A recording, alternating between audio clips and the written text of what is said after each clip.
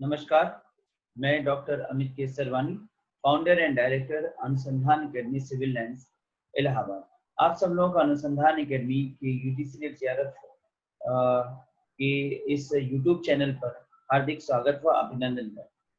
Student, UGC net JRF में महत्वपूर्ण विषय या महत्वपूर्ण यूनिट हायर एजुकेशन के कुछ महत्वपूर्ण क्वेश्चन जो इधर कुछ वर्षों में आए हैं उनका डिस्कशन जारी है और उसी प्रोसेस में आज मैं दिसंबर 2019 में आए क्वेश्चंस का डिस्कशन करूंगा। तो चलते हैं, स्क्रीन शेयर करते हुए आप लोग अपने अपने स्क्रीन पे देखते चले। मैं क्वेश्चंस को शुरू करूंगा। क्वेश्चन 109 दिसंबर 2019 का क्वेश्चन। इससे पूर्व के कुछ क्वेश्चंस के वीडियोस मैंने ऑलरेडी अपलोड कर रखे हैं और जिन स्टूडेंट्स ने अभी तक वो क्वेश्चंस नहीं सॉल्व करे हैं वो वीडियोस देख सकते हैं। यहाँ पर मैं दिसंबर 2019 के क्वेश्चंस के डिस्कशन से इसको शुरू कर रहा हूँ। So we are going to start. आपके सामने क्वेश्चन दोनों फॉर्मेट में लिखा है, हिंदी व इंग्लिश दोनों फॉर्मेट में। यहाँ पर मैंने उसे इस सुविधा के लिए रखा जो बाइलिंगुअल बच्चे हैं, दोनों प्रकार के भाषाओं में बच्चे इसको देख सकें। Question 109. Identify the items of the 3 years action plan of NITI Aayog related to higher education. तो हायर एजुकेशन से रिलेटेड नीति आयोग या नीति आयोग का निर्माण जब हुआ तो उसके तहत 3 वर्षीय कार्यक्रम निर्मित किया गया। ये 3 वर्षीय कार्यक्रम के ऊपर मैंने एक वीडियो और नीति आयोग क्या है इस पर वीडियो ऑलरेडी अपलोड कर रखा है। उसी प्रक्रिया में उसी दृष्टिकोण से यहाँ पर वो प्रश्न पूछा गया है। क्वेश्चन है, उच्च शिक्षा के क्षेत्र संबंधित नीति आयोग के त्रिवर्षीय कार्य एजेंडा मदों की पहचान करें। ऑप्शंस है शीर्ष कॉलेजों की स्वायत्तता, autonomy of top colleges. Option क्या पॉइंट है? पॉइंट 2, विनियामक तंत्र में सुधार, improvement in regulatory system. Point number 3, परियोजनाओं और शोधार्थी केंद्रित शोध अनुदानों की पद्धति की संस्थापना, establishment of methodology of research grants centralized on research scholars and projects. Option 4 या पॉइंट नंबर 4, शोध संस्कृति का संवर्धन। और पॉइंट नंबर 5, राष्ट्रीय शोध प्रतिष्ठान, एस्टैब्लिशिंग नेशनल रिसर्च। तो क्वेश्चन है, नीति आयोग के कार्य एजेंडा के अंतर्गत क्या क्या तत्व सम्मिलित किया गया। तो यहाँ पर पहला तत्व है शीर्ष कॉलेजों की स्वायत्तता। तो नीति आयोग में यह बात रखा गया कि जो टॉप के कॉलेजेस हैं उनको ऑटोनॉमसशिप दिया जाए जिससे वो अपनी पॉलिसी मेकिंग करने में स्वयं सक्षम हो सकें। ऑटोनॉमी का मतलब ही होता है पॉलिसी मेकिंग करने में सक्षम संस्थान। तो ये नीति आयोग का उद्देश्य है कि जो टॉप कॉलेजेस हैं उनको इतना सक्षम बनाया जाए कि वो अपनी पॉलिसी स्वयं बना सकें। तो पहला पॉइंट इसका सही उत्तर होगा। दूसरे पॉइंट पे चले, विनियामक तंत्र में सुधार, इम्प्रूवमेंट इन रेगुलेटरी सिस्टम, यानी परिसंचालन तंत्र में सुधार, विनियामक तंत्र में सुधार। तो ऐसे तंत्र जिसमें जो संचालन के लिए महत्वपूर्ण है उसमें सुधार किया जाना, ये भी उद्देश्य है नीति आयोग के इस त्रिवर्षीय कार्यक्रम एजेंडे का। तीसरा पॉइंट है परियोजना और शोधार्थी केंद्रित शोध अनुदानों की पद्धति की संस्थापना। तो एस्टेब्लिशमेंट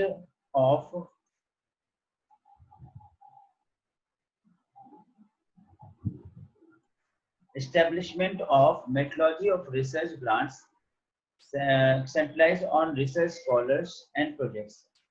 So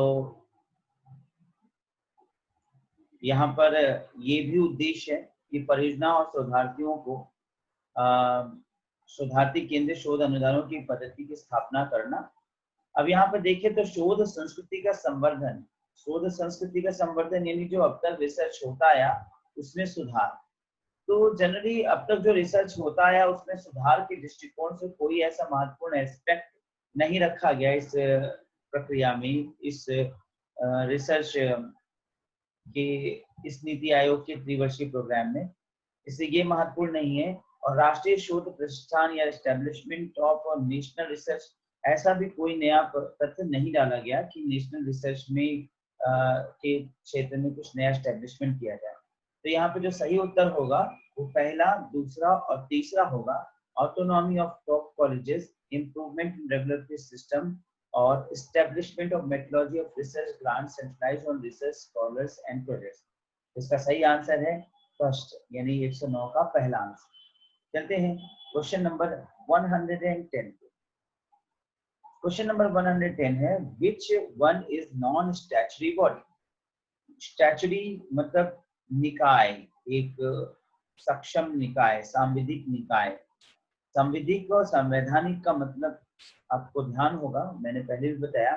सांविधिक का मतलब होता है जो लीगल बॉडी, यानी जिसे शक्ति सम्मत बनाया गया है, उसमें उसको हम संविधिक कहते हैं। और संवैधानिक का मतलब जो विधान सम्मत रूप से किया गया हो, विधान सम्मत रूप से जिसका निर्माण किया गया हो।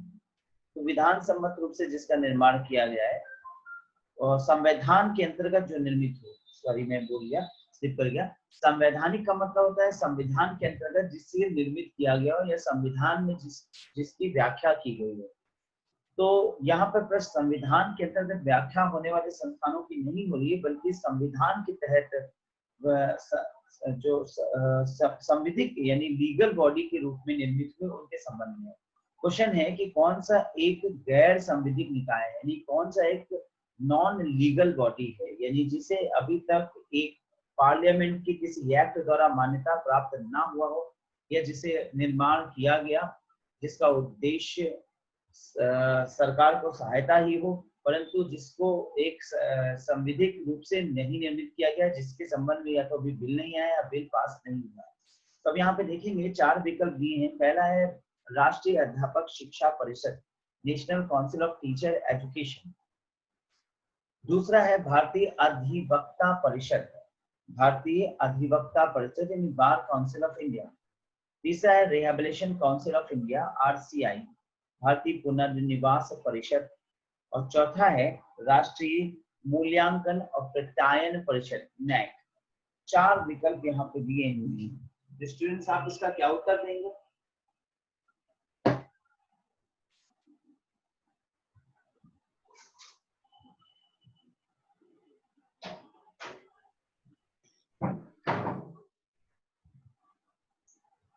उत्तर दीजिए, इसका क्या उत्तर देंगे? तो शायद 3 है, तो rehabilitation council of India. Okay, और क्या विकल्प और लोग बताएं?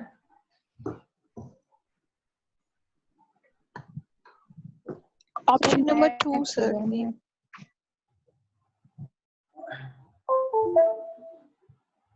और कोई?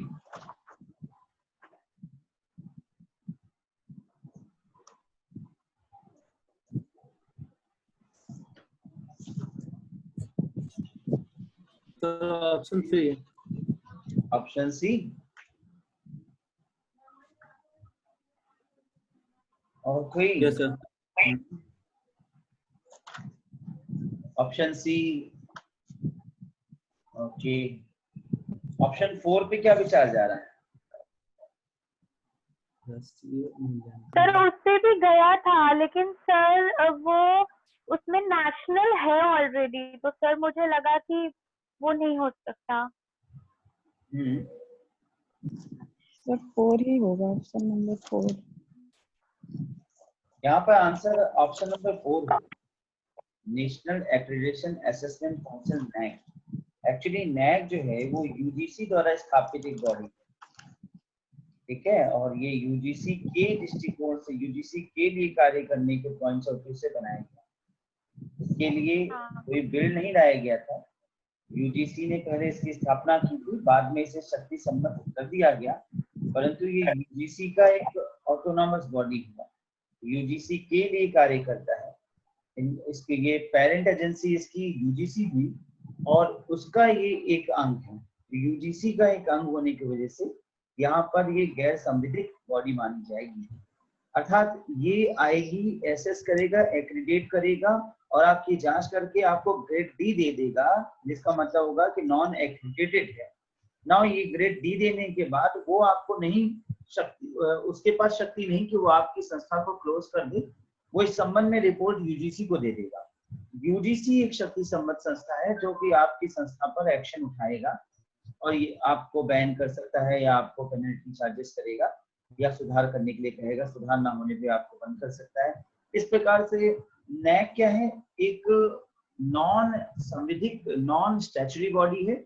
इसके संबंध में किसी प्रकार के एक्ट के द्वारा इसकी पारित ना होने से इसे रखा जाएगा इसके अंतर्गत। ठीक है, क्लियर है, बात समझ में आई? Yes sir. हाँ, NAC, what is the NAC? NAC is an autonomous body founded by UGC of Government of India. ये ध्यान रखिएगा। And in that way, NAC, UGC is the parent body of NAC. UGC is the parent body of NAC. यानी UGC जो है NAC का हाँ प्रधान संस्था हुई, पेरेंटियल बॉडी है। पेरेंटियल बॉडी हुई, यानी उसकी प्रमुख संस्था कौन है? UGC, और NAC उसका एक अंग है और यूजीसी। हाँ वर्किंग, NAC उसके अंतर्गत वर्किंग एक अंग। तो यहाँ पर आंसर है 4, राष्ट्रीय मूल्यांकन प्रत्यायन परिषद NAC। ठीक है, चलिए आगे बढ़ते हैं। क्वेश्चन नंबर 111 पे आते हैं। Question number 111, from the following ancient Indian universities, which is known as the main center for specific study in the justice and logic? तो यहाँ पर आपके सामने 4 ऑप्शन हैं, मैं हिंदी में भी इसको पढ़ दे रहा हूँ। निम्नलिखित में से किस प्राचीन भारतीय विश्वविद्यालय को न्याय और तर्कशास्त्र के रूप में उच्च और विशिष्ट अध्ययनों की मुख्य केंद्र के रूप में जाना जाता है? सो यहाँ पर फैक्ट का प्रश्न है और यहाँ उत्तर है मिथिला विश्वविद्यालय। मिथिला विश्वविद्यालय जो प्राचीन विश्वविद्यालय के अंतर्गत आता है, उसके अंतर्गत मिथिला विश्वविद्यालय को तर्क व न्याय शास्त्र की दृष्टिकोण से महत्व माना जाता था।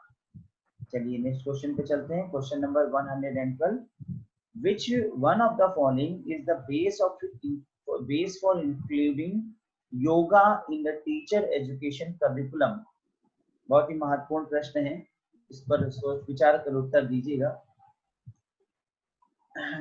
यहाँ पर क्वेश्चन जो है वो ध्यान में रखिएगा दिमाग में कि which one of the following is the base for including yoga in the teacher, यानी अध्यापक शिक्षा पाठ्यक्रमों में योग को शामिल करने का निम्नलिखित में से कौन सा आधार है? राष्ट्रीय शिक्षा नीति 1968, राष्ट्रीय शिक्षा नीति 1986, भारत में अध्यापक शिक्षण की भविष्य दृष्टि, गुणवत्ता, विनियामक परिप्रेक्ष्य 2012 या राष्ट्रीय शिक्षा नीति 2019 का प्रारूप। आप इसका सही उत्तर बताइए। तो 2000 ये राष्ट्रीय शिक्षा नीति 2019 का प्रारूप। राष्ट्रीय शिक्षा नीति 2019, हाँ, और sir 2019 draft. Yes sir. Sir fourth option. Sir चौथा। कि जो क्वेश्चन है इसमें कहा गया है कि योगा को शिक्षण में इंक्लूड करने की बात रखी गई है। तो ये बात स्पष्ट है कि 2019 के प्रारूप में योगा को शिक्षक के रूप में, योगा को शिक्षक शिक्षण के रूप में रखा गया है। लेकिन ये भी ध्यान दीजिए 1986 का राष्ट्रीय शिक्षा नीति में भी योगा को टीचर एजुकेशन के लिए पाठ्यक्रम में सम्मिलित किया गया था और इस दृष्टिकोण से सर्वप्रथम योगा के पाठ्यक्रम में सम्मिलित किया गया था 1986 में ही। इसलिए यहाँ पर उत्तर 1986 भी है और राष्ट्रीय शिक्षा नीति 2019 भी है। अब ये दोनों ही यहाँ पर उत्तर हो जाते हैं। अब आयोग ने इस पर अपनी जो विचारणा रखी है वो आंसर नंबर 2 रखा है, यानी आयोग ने आंसर 2 को जांच में रखा और आंसर 4 पर उसने महत्व नहीं दिया। लेकिन आंसर 4 भी इसका सही आंसर है, आंसर 2 भी इसका सही आंसर है। अब यहाँ पर प्रश्न आता है कि आयोग किसको उत्तर देता है, तो आयोग ने तो 2 को उत्तर दिया है जो गलत नहीं है। अब चूंकि पहले 1986 में हुआ था इसलिए 1986 सही आंसर हो जाएगा, उसके बाद 2019 का प्रारूप भी सही आंसर है। अब यहाँ आपके मन में कंफ्यूजन आता है कि हम क्या करेंगे। तो देखिए ये कुछ ऐसे क्वेश्चन है जिस पर विवाद हमेशा बन जाता है। आयोग कई प्रश्नों के ऐसे उत्तर देता है जो कि बाद में विवाद का बिंदु बनता है, और लेकिन आजकल इतना छोटा सा स्पैन ऑफ टाइम रहता है जिसमें विरोध करने का समय ही एक प्रकार से नहीं हो पाता है। इसलिए कई क्वेश्चन आयोग ने जिसका आंसर सही दिया वो सही हो जाता है, तो वो उचित नहीं होता है। तो यहाँ पर फिलहाल आपको दूसरा और चौथा दोनों उत्तर के रूप में मान्य होना पड़ेगा, दोनों ही उत्तर रखना, ठीक है।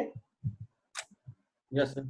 चलिए क्वेश्चन नंबर 113 पे चलते हैं। विश्व स्तरीय विश्वविद्यालय के निर्माण के लिए आवश्यक है creation of world class university requires, यानी एक अगर विश्व स्तरीय विश्वविद्यालय बनाना है, वर्ल्ड क्लास यूनिवर्सिटी निर्मित करना है, तो किस चीज की आवश्यकता होती। So there are points. पहला है स्वायत्त प्रशासन का होना चाहिए, ऑटोनॉमस गवर्नेंस जो अपने आप पॉलिसी बना सके, अपनी नीति निर्धारण को रख सके, अपने यहाँ एडमिनिस्ट्रेशन देख सके। तो जाहिर सी बात है अपने एडमिनिस्ट्रेशन देख सके, अपनी पॉलिसी बना सके। तो जब ये सक्षमता होगी तभी तो वो वर्ल्ड क्लास लेवल का बन सकेगा। तो पहला बात तो कहीं से गलत नहीं है।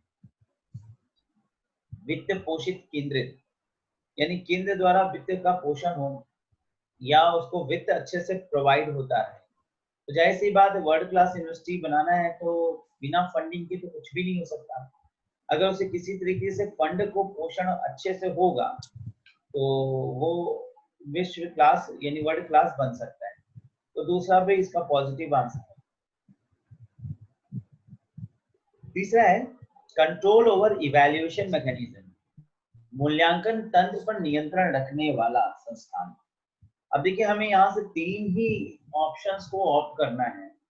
तो मैंने आपको बताया था कि सकार से सकार, नकार से नकार वाले तंत्र या टेक्नोलॉजी को अपनाना होता है। यहाँ पर कोई बहुत गलत बात नहीं कह रहा है, लेकिन पॉजिटिव ज्यादा क्या है या ज्यादा रेशनल बातें कौन सी। तो पहला तो बहुत rational, first second and fourth होगा, first second and fourth, fourth वाला आंसर देखते चलते हैं।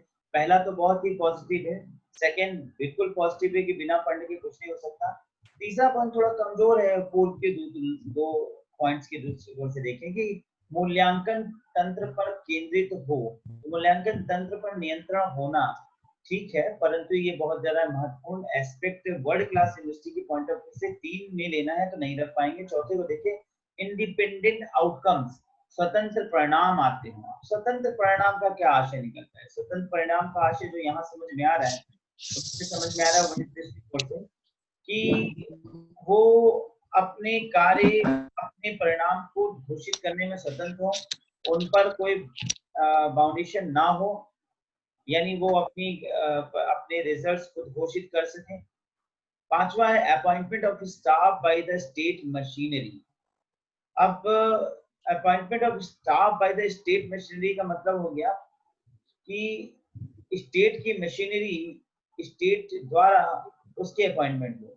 तब जाहिर सी बात है कि ऑटोनॉमस फिर क्या रह जाएगा, क्योंकि ऑटोनॉमस का मतलब पॉलिसी मेकिंग और एडमिनिस्ट्रेशन। अब एडमिनिस्ट्रेशन के दृष्टिकोण से देखें तो अपॉइंटमेंट वो स्वयं कर सके अपने सुविधा अनुसार, ना कि उसके लिए अपॉइंटमेंट करके कोई अदर बॉडी भेजे। तो ये बहुत ही कमजोर क्या नेगेटिव एस्पेक्ट हो जाता है। अब यहाँ पे देखिए पहला, दूसरा, तीसरा, चौथा सही समझ साबित हो रहा है, पर तीन ऑप्शन लेना होगा हमें। तो पहला बहुत पॉजिटिव है और चौथा बहुत पॉजिटिव है कि उसके जो आउटकम्स हो यानी कि उसके परिणाम हो स्वतंत्र, यानी अपने परिणाम को निकालने, परिणाम को घोषित करने में स्वतंत्र हो, उस पर कोई हस्तक्षेप न हो। तो स्वतंत्रता स्वायत्तता की निशानी है और इसके पहला, दूसरा और चौथा इसका सही विकल्प चूज किया जाएगा। तो यहाँ पर जो उत्तर होगा पहला, दूसरा और चौथा हो जाएगा।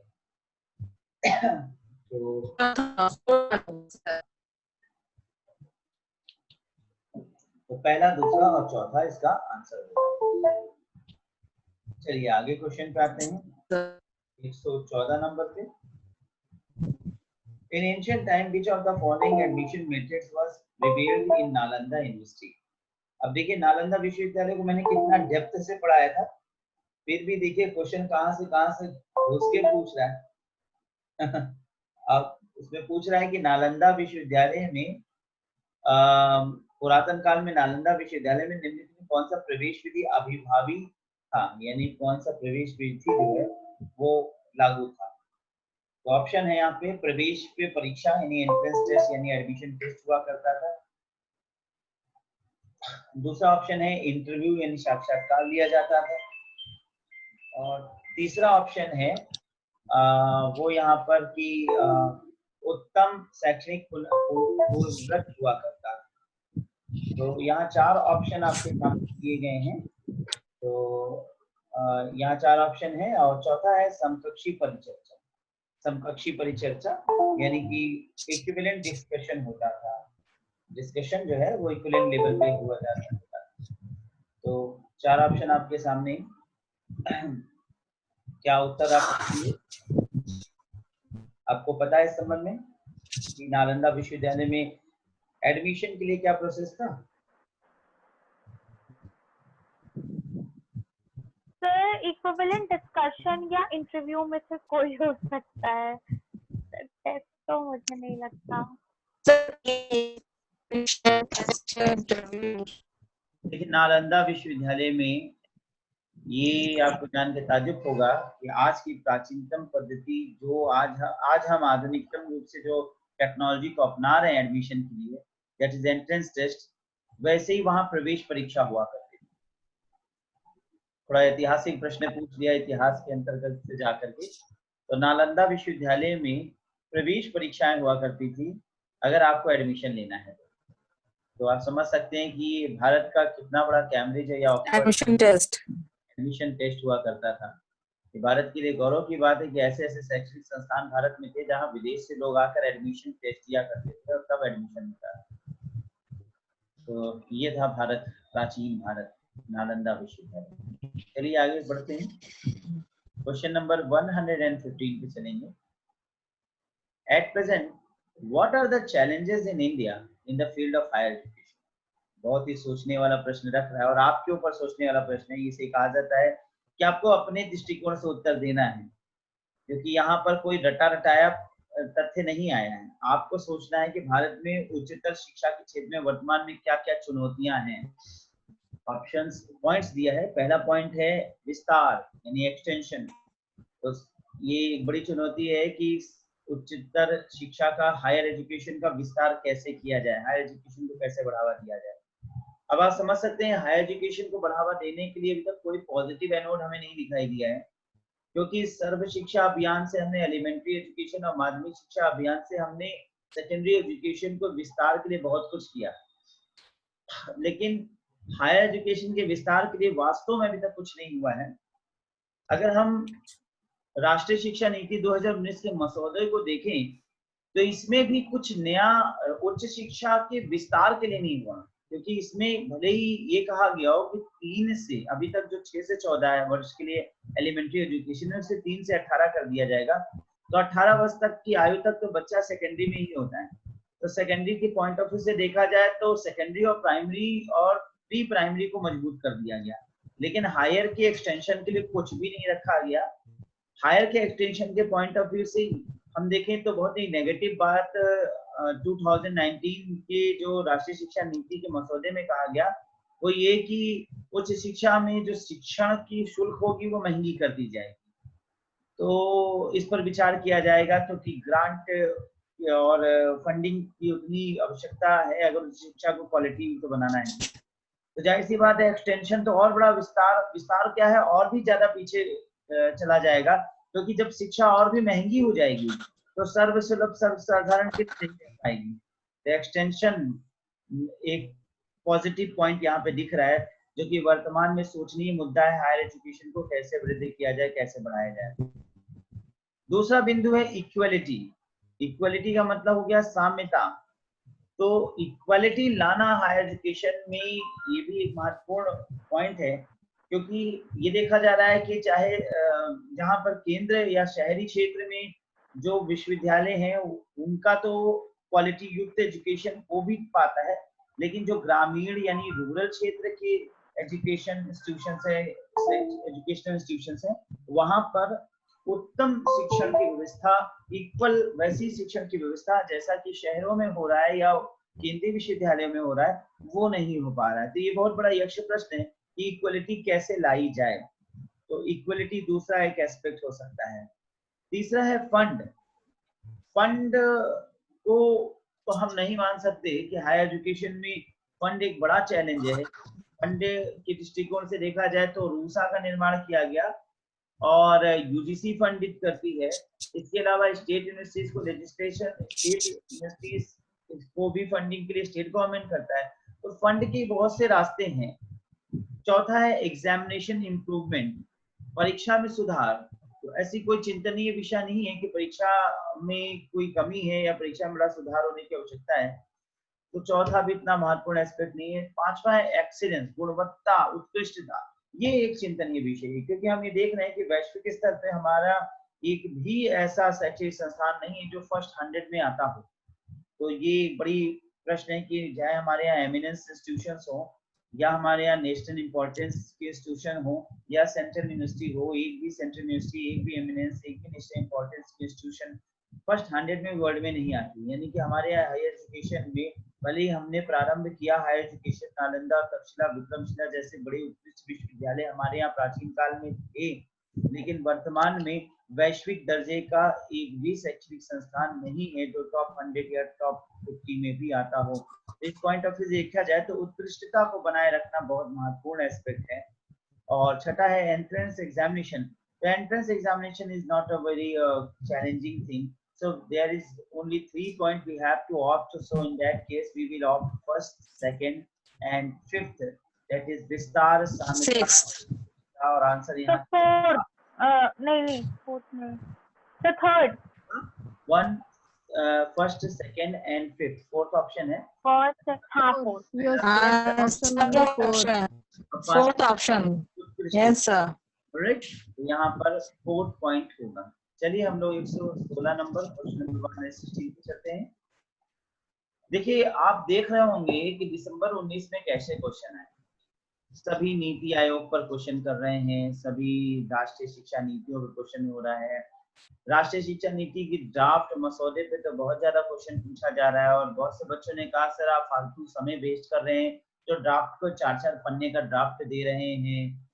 लेकिन आपको लग रहा होगा कि अगर हमने ड्राफ्ट को अच्छे से पढ़ा है, राष्ट्रीय शिक्षा नीतियों को अच्छे से पढ़ा है, तो क्वेश्चन सब उन्हीं पे फोकस आ रहे हैं। अब देखिए लगातार क्वेश्चन, अगर हम नीचे तरह से देखिए 117 नंबर को देखिए तो उसमें भी university grant commission, association Indian universities, distance education council, institute of higher studies, ये सारी जितनी नियामक संस्थाएं उनसे क्वेश्चन पूछा जा रहा है। तो आप समझ सकते हैं कि हमने जो नोट्स आपको दिया है, भले ही हमारा नोट्स 150 से 200 पन्ने तक पहुंच गया है, लेकिन उसमें पन्ने में आप देख रहे हैं कि इतना ज्यादा डेप्थ मटेरियल प्रोवाइड है कि आप अगर उनको कायदे से अच्छे से स्टडी कर डालें तो कोई भी क्वेश्चन नहीं हो सकता जो अवरुप है आपका। तो चलिए यहाँ क्वेश्चन डिस्कस करते हैं।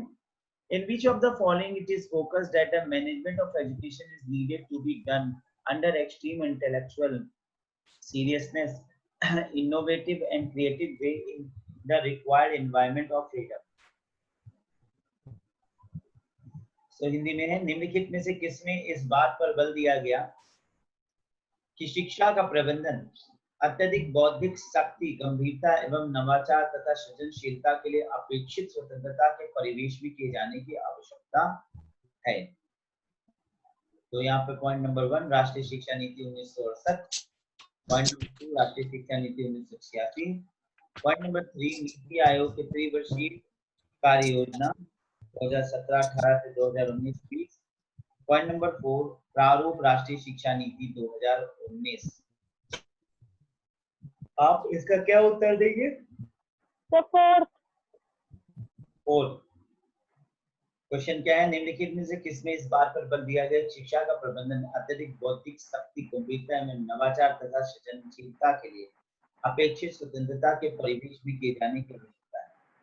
इसका सही आंसर है सेकंड, राष्ट्रीय शिक्षा नीति 1986।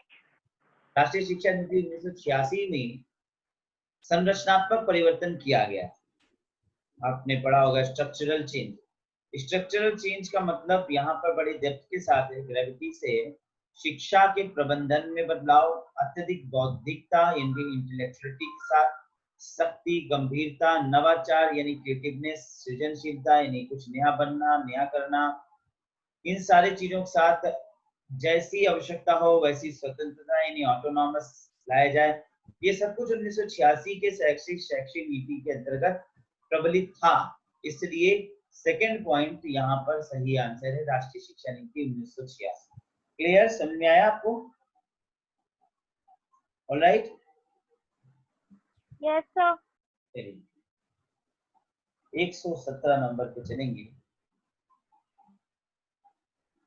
Which organization among the following provides the dual platform for all universities instead of being the institute of national importance? अब यहाँ पर 4 ऑप्शन दिए हैं और क्वेश्चन कर रहा है निम्नलिखित में से कौन सा संगठन राष्ट्रीय महत्व की संस्था होने के साथ साथ सभी विश्वविद्यालयों के लिए उभयनिष्ठ प्लेटफॉर्म उपलब्ध कराता है। अब राष्ट्रीय महत्व की संस्था की पहली बात कौन सी है? तो यूनिवर्सिटी ग्रांट कमीशन, ये राष्ट्रीय महत्व के संस्थान के अंतर्गत नहीं आती, ये तो खुद ही एक ऐसी बॉडी है जो विकास के दृष्टिकोण से या सबको गवर्न करती है, गवर्निंग बॉडी है, तो ये नहीं हो सकता। डिस्टेंस एजुकेशन काउंसिल जो है वो एक परिषद है जो डिस्टेंस एजुकेशन के लिए कार्य कर रहा है, तो जाहिर सी बात है पहला और तीसरा कोई शैक्षणिक संस्थान है ही नहीं, तो पहला और तीसरा उत्तर नहीं होगा, दोनों हट गया। अब अगर हम दूसरे और चौथे को देखें तो एसोसिएशन ऑफ इंडियन यूनिवर्सिटीज, जिसकी स्थापना 1923 में शिमला में हुआ था, इसके ऊपर मैंने पूरा एक डेप्थ मटेरियल आपको प्रोवाइड किया और साथ ही साथ इसका एक वीडियो भी बना के मैंने आपको दिया है। जो एसोसिएशन ऑफ इंडियन यूनिवर्सिटीज है, जो एक राष्ट्रीय महत्व का संस्थान है और ड्वेल प्लेटफॉर्म यानी दोनों प्रकार के प्लेटफॉर्म प्रोवाइड करता है, यानी ओपन एजुकेशन भी देता है, यानी अनौपचारिक शिक्षा भी देता है और औपचारिक शिक्षा की व्यवस्था भी करता है। चौथा, Indian institute of higher studies, ये भी शिमला में है, लेकिन ये ड्वेल प्लेटफॉर्म पर नहीं आधारित है, इसलिए यहाँ पर दूसरा जो है आंसर होगा एसोसिएशन ऑफ इंडियन यूनिवर्सिटीज, जो ड्वेल प्लेटफॉर्म पर आधारित है। और association of Indian universities actually एक ऐसी संस्था है जो कि भारत के सभी शैक्षणिक विश्वविद्यालयों को एकीकृत करता है, इंटीग्रेट करता है और हर वर्ष उन्हें कुछ ना कुछ नए रिकमेंडेशंस जो वैश्विक स्तर पे हो रहे हैं उसके संबंध में जानकारी प्रदान करता है। इसका आंसर यहाँ सेकंड है, एसोसिएशन ऑफ इंडियन यूनिवर्सिटीज। आइए नेक्स्ट शीट पे चलते हैं।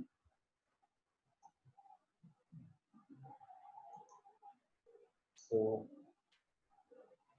क्वेश्चन नंबर 118 पे आते हैं।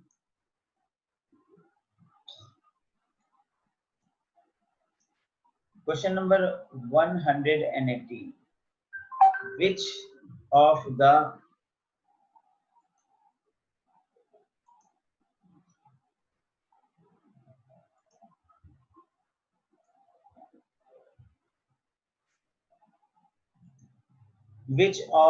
which sequence among the following indicates the right development of educational technology supplementation in higher education? काफी डेप्थ का क्वेश्चन पूछा गया है, हल्के में क्वेश्चंस तो नहीं दिया जा सकता। निम्नलिखित में से कौन सा क्रम उच्च शिक्षा में शैक्षणिक प्रौद्योगिकी अनुपूरण के विकास को सही से प्रतिबिंबित करती है? यहाँ पर अभिक्रमित अधिगम सामग्री, customised learning material, text book material, online and modular material, पहला ऑप्शन। दूसरा ऑप्शन है टेक्स्ट बुक सप्लीमेंट मटेरियल यानी पाठ्य पुस्तक अनुपूरक सामग्री, फिर है कस्टमाइज्ड लर्निंग मटेरियल, अभिक्रमित अधिगम सामग्री, और फिर है modular material and online methods. Question को थोड़ा और समझ लीजिए। निम्नलिखित में से कौन सा क्रम उच्च शिक्षा में, हायर एजुकेशन में कौन सा सीक्वेंस शैक्षणिक प्रौद्योगिकी अनुपूरण के विकास को सही प्रतिबिंबित करती है? यानी एजुकेशनल टेक्नोलॉजी का क्रम सही से दिखाया जाए, यानी सबसे पहले क्या आया, उसके बाद फिर शिक्षा के विकास में क्या आया, और फिर वर्तमान में यानी आधुनिक रूप से क्या चल रहा है। तो पहले क्रम के अनुसार पूर्वी शिक्षण पद्धति कैसे बदलती गई उसको दिखाना है। तीसरा यहाँ पे ऑप्शन है मॉड्यूलर मटेरियल, हिंदी में कहा जाए तो मॉड्यूलर मटेरियल, और कस्टमाइज्ड लर्निंग यानी अभिक्रमिक अधिगम, और online and text book material. और चौथा ऑप्शन है online methods, modular materials, text book supplement material and customised learning materials. आप इसका क्या सही उत्तर देंगे? अगर आपको क्वेश्चन समझ में आया हो, क्वेश्चन में फिर से एक बार समझा दे रहा हूँ। ये पूछना चाह रहे हैं कि जो एजुकेशनल टेक्नोलॉजी का क्रम रहा, यानी एजुकेशनल टेक्नोलॉजी यानी जिस तकनीक से शिक्षा होती है आई उच्च शिक्षा में, तो पहले क्या तकनीक थी, फिर क्या तकनीक विकसित हुई, और वर्तमान में क्या तकनीक चल रही है, उसका सीक्वेंस बताना है। जरा आप अपने guest sir option 2। Sir second. बिल्कुल ऑप्शन 2 सर। बिल्कुल ठीक है, क्योंकि सबसे पहले क्या था, सप्लीमेंट मटेरियल, यानी कि आपको प्रिंटेड मटेरियल बहुत ज्यादा प्रोवाइड किया जाता था, बुक्स प्रोवाइड किए जाते थे, उनको देखकर उनको समझाया जाता था, उनके ऊपर अध्ययन होता था।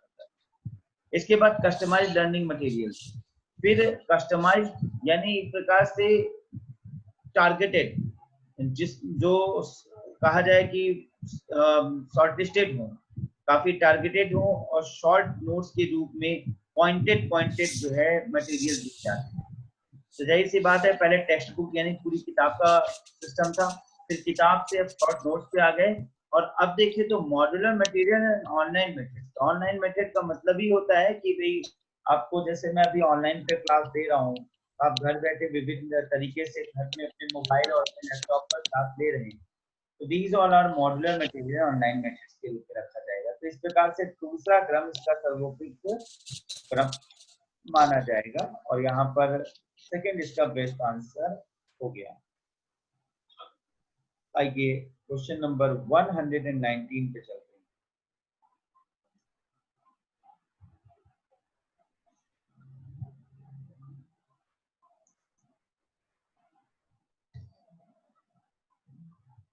The following topics are discussed in the context of higher education on the top of World Trade Organization.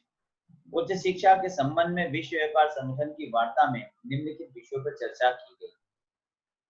ध्यान होगा, विश्व व्यापार संबंध में मैंने आपको एक गेट्स पे अध्ययन कराया था, जिसमें general agreement of trade organization के रूप में था, वर्ल्ड ट्रेड ऑर्गेनाइजेशन पर। उसी से संबंधित एक प्रश्न यहाँ किया जा रहा है कि वर्ल्ड ट्रेड ऑर्गेनाइजेशन में उच्च शिक्षा पर जो चर्चा हुई उसके संबंध में यहाँ पर एक सूची दी गई है, आपको सिलेक्ट करना है कि किन किन मुद्दों पर चर्चा हुई। उच्च शिक्षा के संबंध में विश्व व्यापार संगठन की वार्ता में निम्नलिखित विषयों पर चर्चा हुई। किन किन विषयों पर चर्चा हुई? अब यहाँ पे आपको 6 विषय दिए गए हैं, उनमें से 3 विषयों का चयन करना है। तो पहला है शिक्षा निःशुल्क सेवा है। तो यह बात तो बिल्कुल गलत है, क्योंकि आपको मैंने गेट्स पढ़ाया था, उसमें बताया था कि शिक्षा निःशुल्क सेवा नहीं, बल्कि शिक्षा एक वस्तु बन जाएगी। और जब वर्ल्ड ट्रेड ऑर्गेनाइजेशन में शिक्षा को रखा जाएगा तो शिक्षा एक वस्तु हो जाएगी, तो शिक्षा निःशुल्क सेवा नहीं रह जाएगी, ये गलत है। दूसरा है विकसित देशों में उत्साहपूर्ण सामाजिक सहमति। अब ये कह रहा है विकसित देशों में ही enthusiastic social consent in developed nations, तो सिर्फ विकसित देशों में उत्साहपूर्ण सामाजिक सहमति, ये बात गलत कह दिया, बल्कि उन देशों में भी जो विकसित नहीं है, तो उस पॉइंट ऑफ व्यू से देखा जाए तो विकसित और विकासशील दोनों होगा, इसलिए यह भी गलत है। सी है सिविल सोसाइटी को महत्वपूर्ण भूमिका प्रदान करना, providing improvement role to civil society. Civil society का मतलब होता है नागरिक समाज। नागरिक समाज यानी आम व्यक्ति, जो आम लोग समाज में रहते हैं।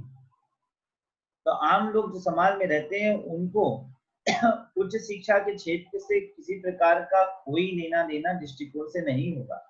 प्राइमरी एक बार को सेकेंडरी एजुकेशन तक उनका हस्तक्षेप देखा जाएगा, तो ये पॉइंट कमजोर है।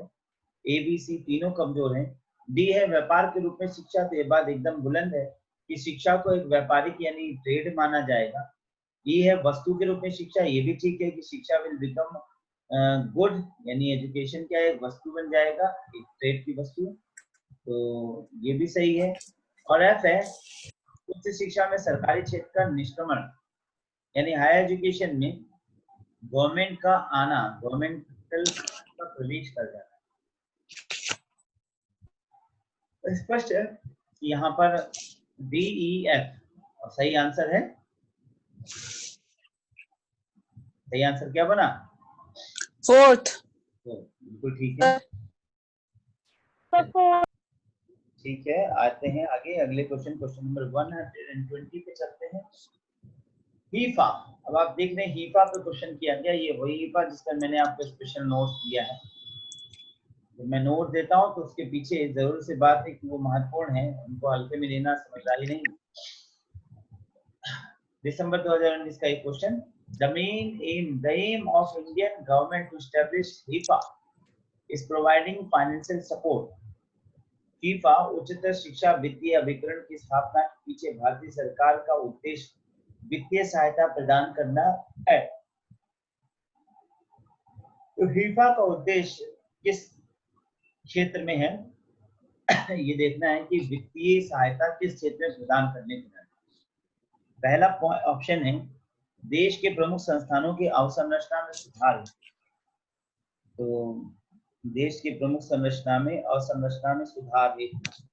तो अब हायर एजुकेशन फाइनेंस एजेंसी जिसका एक प्रमुख कर्तव्य था और है भी, वो यही है कि जो देश में प्रमुख संस्थान हैं उनके इंफ्रास्ट्रक्चर को बढ़िया बनाया जाना, उनके इंफ्रास्ट्रक्चर को सही करना। तो ये तो एक पॉजिटिव पॉइंट है। तो दूसरा है for the research projects of the department यानी कि विभाग, for the research projects of the department. तो विभिन्न विभागों में जो रिसर्च प्रोजेक्ट्स चल रहे हैं उनके विकास के पॉइंट ऑफ। तो ये भी एक, ये तो कहा जाए बहुत ही एकल अवधारणा हो जाएगी, संकुचित अवधारणा इसको कहेंगे।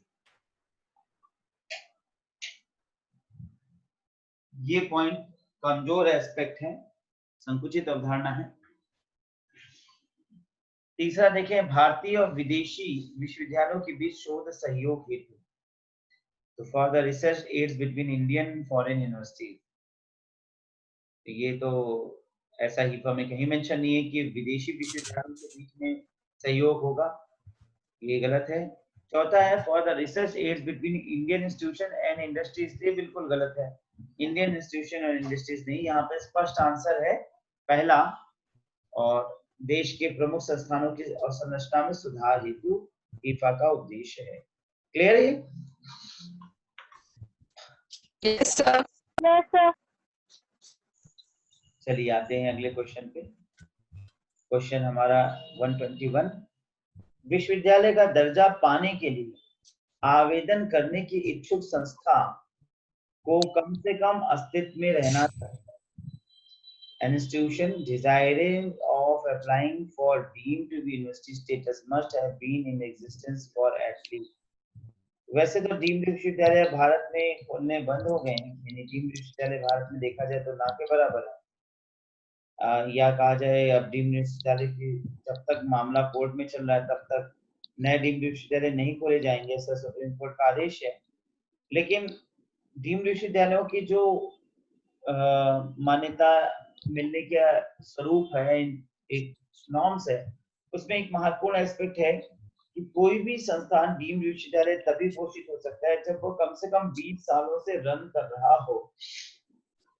तो 20 सालों से वो संस्थान रन करता हुआ दिखाई दे तब उसे डीम्ड विश्वविद्यालय, डीम्ड संस्थान कहा जाएगा, डीम्ड विश्वविद्यालय। यहाँ पर सही आंसर है तीसरा, that is 20 years। Clear? Yes sir. चलिए कथन कारक पे आ जाते हैं। मैंने कथन कारक के विषय में आपको पहले ही बताया है कि आपको कथन पढ़ने, कारक नहीं पढ़ने, और फिर उत्तर देने का प्रयास करना है।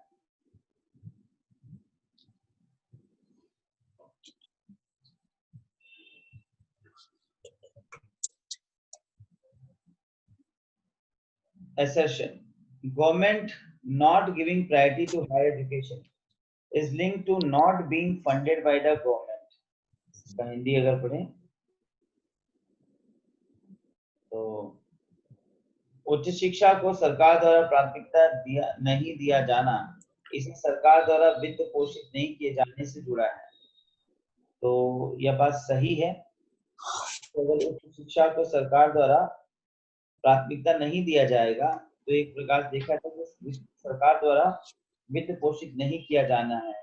तभी तो देखिए हायर एजुकेशन में भाई अभी क्या है, सरकार इसको प्राथमिकता नहीं दे रही है, प्राइमरी और सेकेंडरी को दे रही है, उनके लिए वित्त पास होंगे और हायर के लिए वित्त बल्कि देने के बजाय ये बात रखी गई कि इसमें फीस को बढ़ा दिया जाए। तो उच्च शिक्षा में देखा जाए तो ये एक रवैया है, क्योंकि अब तर्क क्या है, इस संबंध में मुक्त उद्यम प्रणाली का दबाव अपने शैक्षणिक बाजार को विस्तार देने का प्रयास है। In this regard, the pressure of free enterprise system is an attempt to expand this educational market. इस संबंध में मुक्त उद्यम प्रणाली का दबाव अपने शैक्षणिक बाजार को विस्तार करने देने का प्रयास है। इस प्रकार से देखें तो जब फंडिंग सरकार नहीं करेगी, एक प्रकार से इस क्षेत्र में जो उद्योगपति हैं, वो इंडस्ट्रीज वाले व्यक्ति जिनके पास धन संपदा है, वो उनके लिए एजुकेशन का मार्केट खुलता है और वो इसके विस्तार में वो काफी दबाव से या विस्तार को करने में सक्षम हो जाएंगे और सक्षम होंगे। से देखें तो ये रीजन भी ठीक दिख रहा है, क्योंकि अगर सरकार इसको प्राथमिकता नहीं देगी तो एक प्रकार से दरवाजे खोलती है ओपन दृष्टिकोण से उन लोगों के लिए जो एजुकेशन को एक मार्केट बनाएंगे और मार्केट बना ज्यादा से ज्यादा धन को बढ़ावा या कमाने की दृष्टिकोण से रखेंगे। इस प्रकार से देखा जाए तो ए आर दोनों सही है और आर ए की सही व्याख्या है। क्लियर? तो फर्स्ट हाँ पहले ही होगा। पहले इसका आंसर है। क्वेश्चन नंबर 123 पे आ जाए। The provision in community college, अब एक सामुदायिक महाविद्यालय में प्रावधान होता है।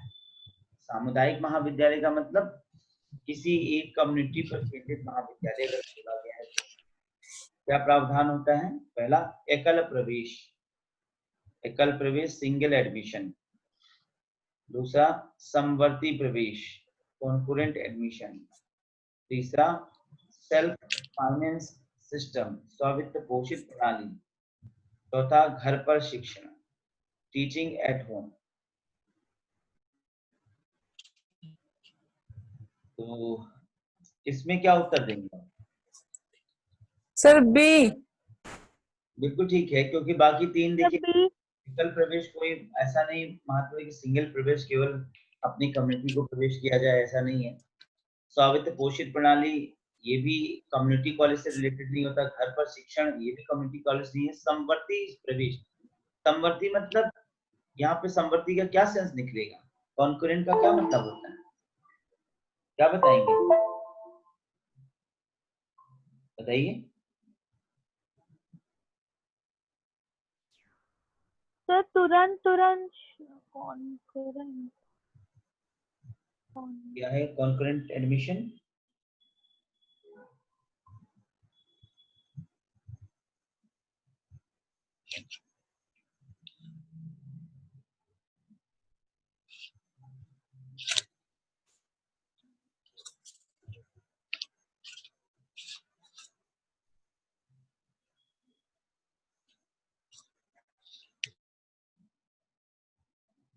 कुछ बताएंगे इसका मीनिंग?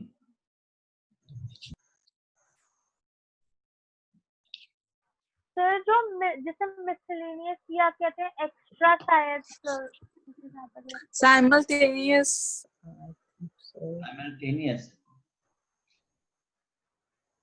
देखिए कॉन्करेंट का मतलब होता है a student who is currently a high school junior और senior enrolled in an accredited high school may be admitted to other sections. यानी कि अगर कहा जाए ड्यूअल एनरोलमेंट वर्क करना refers to program where students are enrolled in two schools simultaneously, एक ही समय में दो क्षेत्रों में एडमिशन हो जाना। तो others are specially developed programs where students take classes to receive both high school and college credit for the same class at the same time. एक ही समय में दो संस्थानों में एडमिशन को प्रोविजन करना। इस प्रकार से सामुदायिक महाविद्यालयों में प्रावधान है कि एक व्यक्ति एक ही समय में दो संस्थानों में एडमिशन ले सकता है। तो ये हुआ इसका मतलब कॉन्करेंट का। और ये विशेषता जो है कम्युनिटी कॉलेजेस के अंतर्गत देखी जाए। ठीक है, चलिए आइए अब क्वेश्चन नंबर 124 पे आते हैं।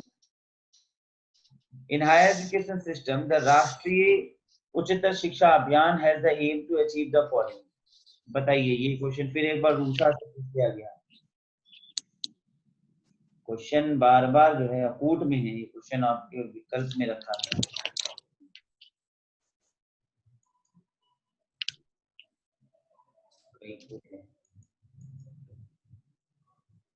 In higher education system,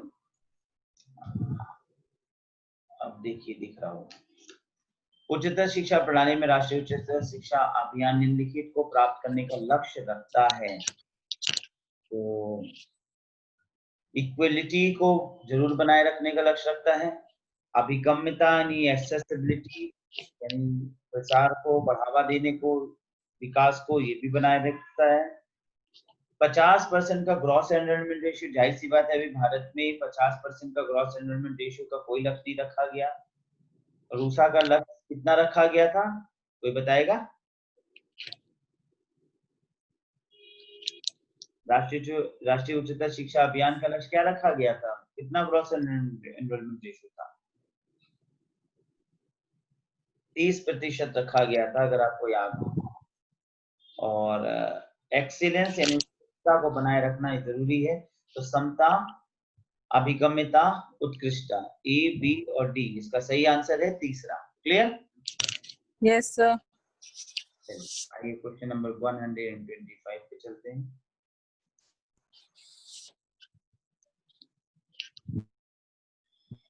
in Indian context which statement is right? भारतीय संदर्भ में कौन सा स्टेटमेंट यानी कथन सही होगा? हिंदी में पहले पढ़ूंगा। स्वायत्त महाविद्यालय विश्वविद्यालयों से स्वतंत्र होकर उपाधियां प्रदान कर सकते हैं। Being independent from universities, autonomous colleges can provide degrees. बिल्कुल एक बात है, सिर्फ ऑटोनॉमस कॉलेज हो जैसे भी कॉलेजेस नहीं दे सकते डिग्री, सिर्फ वही दे सकते हैं जिनको डिग्री देने की वैधता हो और वो विश्वविद्यालय से एफिलिएशन हो सकता है, बस इतना ही है। इस पॉइंट ऑफ व्यू से पहला गलत बात कह रहा है कि कोई भी स्वायत्त कॉलेज डिग्री दे सकता है। यूं तो कोई भी कॉलेज अपने आप से डिग्री नहीं दे सकता। दूसरा है, स्वायत्त महाविद्यालयों विश्वविद्यालयों से स्वतंत्र होकर केवल स्नातक उपाधि प्रदान ना कोई प्रकार का उपाधि प्रदान नहीं कर सकते। पहला और दूसरा दोनों गलत हो गया। तीसरा है, स्वायत्त महाविद्यालयों द्वारा डॉक्टरेट उपाधि के अतिरिक्त अन्य सभी उपाधियां डिप्लोमा प्रदान किए जा सकते हैं, ये भी गलत बात है। तीनों बातें गलत हैं। चाहे कोई भी उपाधि या डिप्लोमा हो, स्वायत्त महाविद्यालय इसे अपने नाम के अंतर्गत प्रदान कर सकते हैं, परंतु मुहर संबद्ध विश्वविद्यालय की होगी, ये बात एकदम सही है। या अगर आपने एसएस खन्ना से पढ़ा, आपने पढ़ाई सीबीएसई, आपने पढ़ाई सीएमपी से किया, तो आपको जो सर्टिफिकेट मिलेगा उसमें लिखा रहेगा कि आपने किस कॉलेज से पढ़ा, लेकिन यह कॉलेज किससे संबद्ध है ये जरूर दर्शाना होगा। और इस पॉइंट ऑफ व्यू से देखा जाए तो यहाँ पर चौथा पॉइंट सबसे उपयुक्त है। चौथा ऑप्शन एकदम बेहतर समझ में आ रहा है। क्लियर? Yes sir.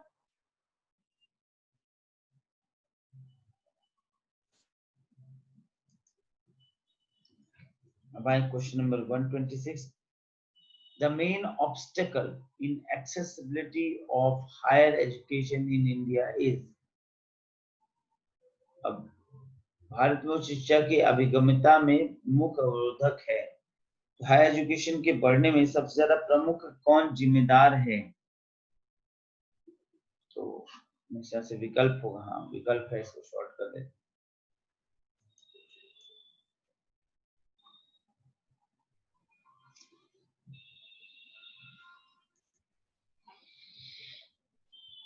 पहला है एक कम शिक्षित व्यक्तियों को रोजगार में के अधिक अवसर देना।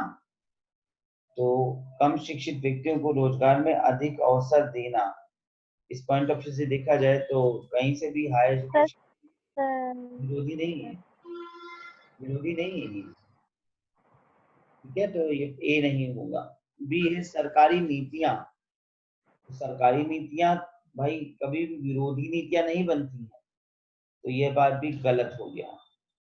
अनुदेशन की भाषा, हायर एजुकेशन में एक महत्वपूर्ण एस्पेक्ट है भाषा। मैंने इस पर आपको लेक्चर में भी बताया था जब मैं क्लास काउंसलिंग कर रहा था, क्लास ले रहा था, कि कम्युनिकेशन हमेशा उस भाषा में होनी चाहिए जो सरल और सुबोध हो, जो सुगम्य हो, जो आसानी से सबको समझ में आ जाए। और इस पॉइंट ऑफ व्यू से देखा जाए तो सी सही है। जी क्या है, आर्थिक स्थिति पर, आर्थिक स्थिति। तो आर्थिक स्थिति बहुत महत्वपूर्ण है कि भाई कोई भी हायर एजुकेशन के सामने सबसे बड़ी चुनौती होगी कि उसके पास धन की व्यवस्था क्या है, धन का सोर्स क्या है। तो आर्थिक स्थिति उसके धन के सोर्स के पॉइंट ऑफ व्यू से बहुत महत्वपूर्ण है, रोल अदा करती है। तो सी और डी होगा।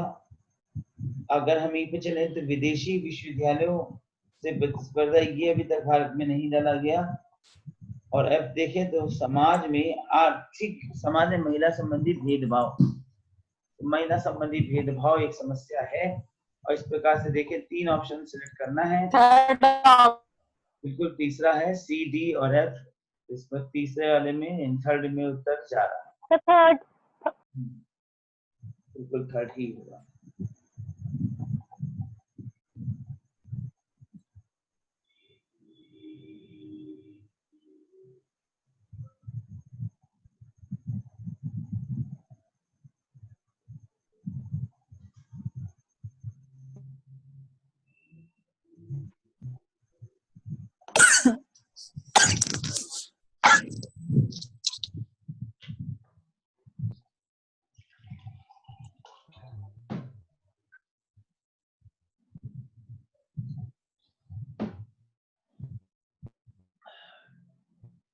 चलिए अगले क्वेश्चन पे चलते हैं।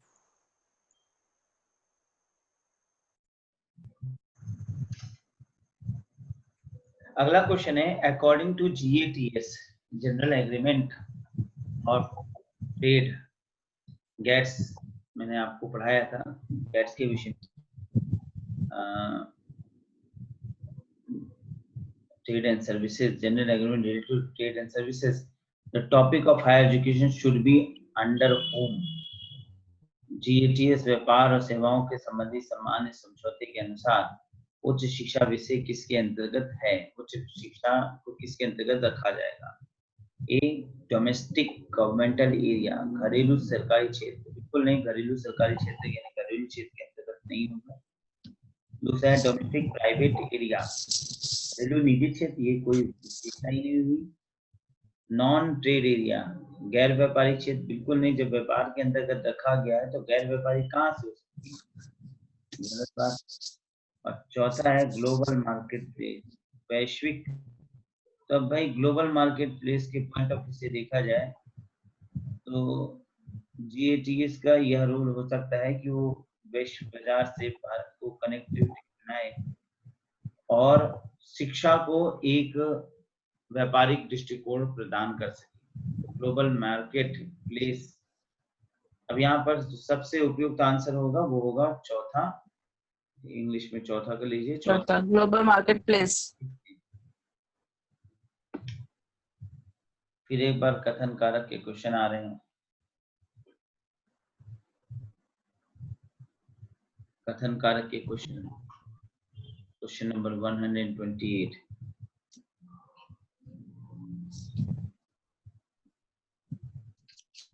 क्वेश्चन नंबर 128 है, the following two statements are given below. एक बार फिर कथन कारक के क्वेश्चन दिए गए हैं यहाँ पर। असर्शन यानी कथन इंग्लिश में, the Indian government established statutory bodies of higher education for fixing the quality of education. संस्थान जो भारतीय सरकार एस्टैब्लिश करते हैं उच्च शिक्षा में, उनका उद्देश्य गुणवत्ता को बनाए रखना है। ये बात तो बड़ी पॉजिटिव लग रही है, गलत नहीं दिख रहा है। अगर इसका हिंदी में पढ़ें तो भारत सरकार ने शिक्षा की गुणवत्ता सुनिश्चित करने के लिए उच्च शिक्षा के सांविधिक निकायों की स्थापना की। बिल्कुल ठीक बात है। कई सांविधिक इकाइयां रहेंगी तो वो प्रशासन अच्छे से कर सकेंगी, पॉलिसी मेकिंग में स्वतंत्र होंगी, ऑटोनॉमस होंगी, और उनके कार्यों में हस्तक्षेप नहीं होगा, कोई रोक टोक नहीं होगा, तो they will maintain the quality. तो इस पॉइंट ऑफ व्यू से ये सही बात है। रीजन है there are few education institutions in India that are not providing the qualitative education. हाँ, ये बात भी सही है कि भारत में कुछ ऐसी शैक्षणिक संस्थान हैं जो गुणवत्तापूर्ण शिक्षा प्रदान नहीं करते। ये बात तो सही है। तो यहाँ पे देखा जाए तो दोनों सही है, और कहीं ना कहीं से ये पहले की व्याख्या हो जा रही है, इसीलिए सरकार ने उच्च शिक्षा के सांविधिक निकायों की स्थापना की है। तो यह बात यहाँ पर सही है, और ऑप्शन ए बन रहा है। ए आर दोनों सही है, और ए की सही व्याख्या आर है। तो 128 का क्वेश्चन का उत्तर हो गया 1। क्लियर? A. Yes, sir. 129 पे आ जाती है। 129 थोड़ा छोटा कर देते हैं।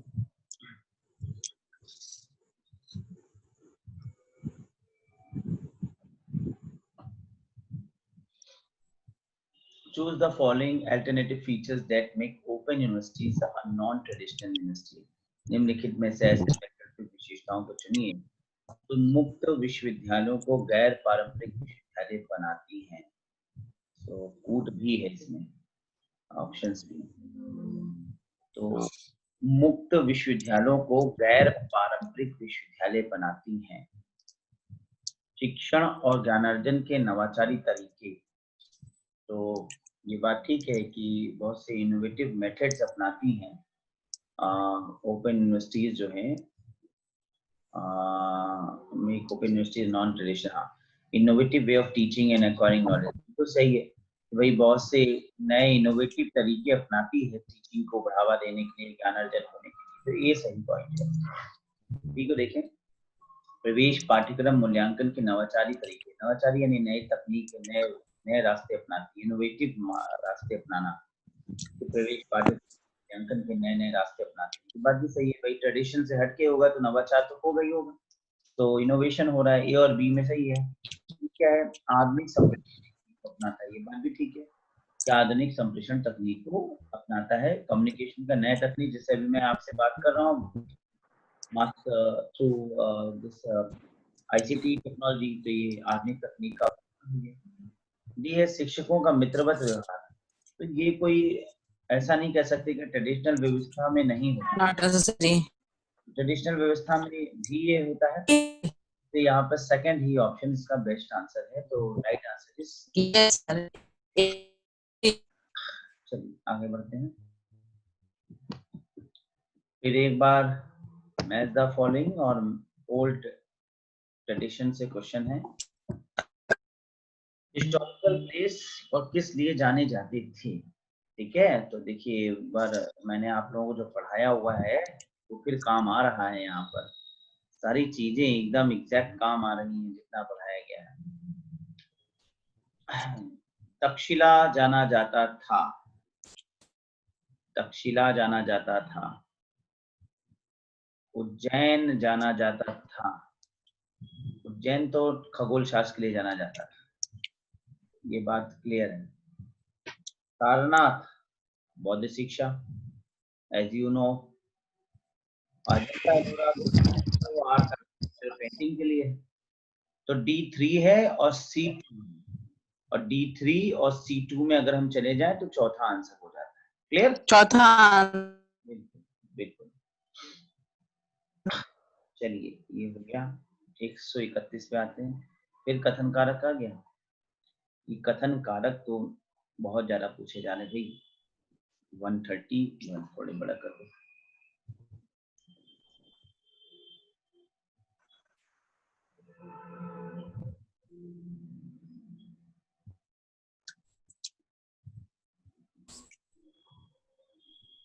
Question A. Through online education, a very skilled professional can be taught to a large number of students. बिल्कुल सही बात है।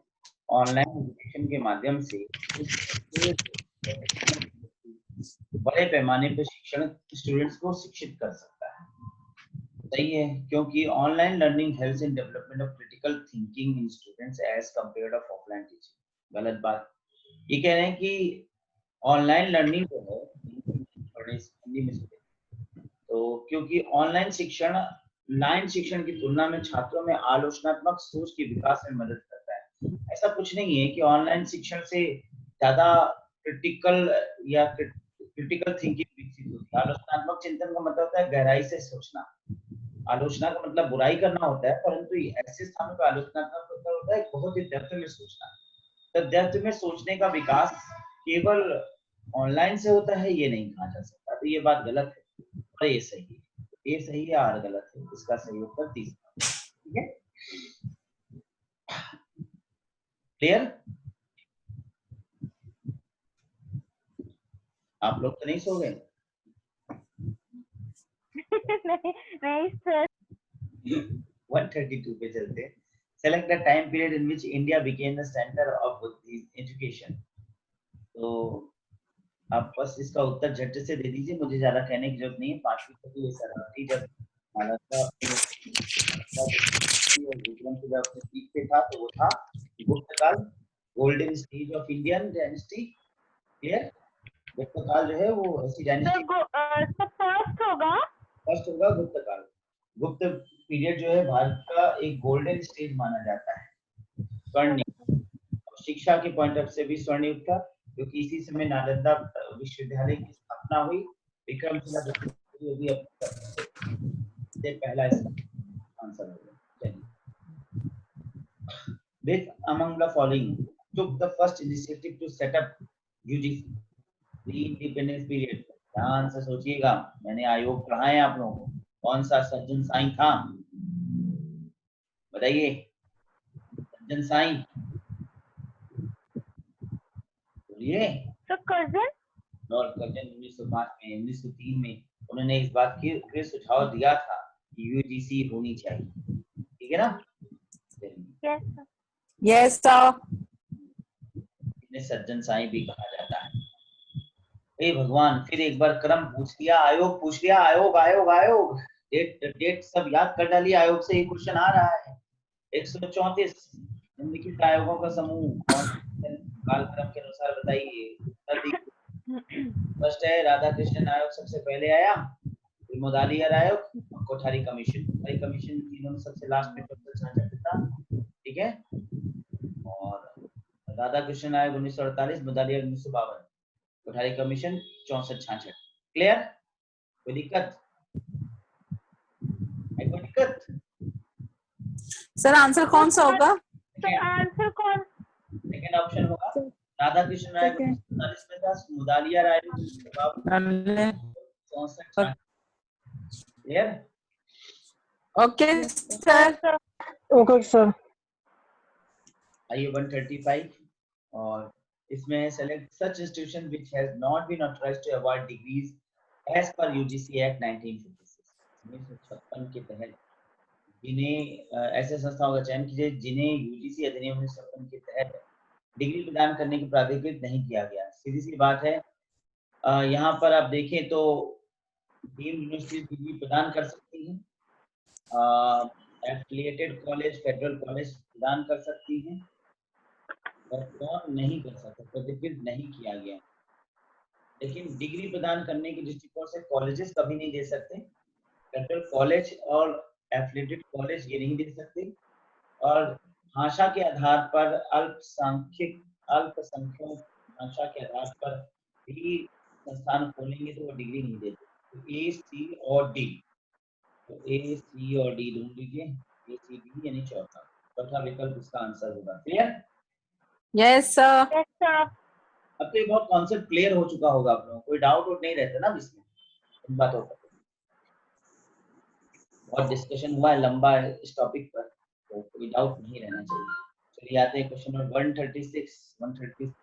वो The governor has the power to ask any type of information regarding to the administration of state from the chief minister।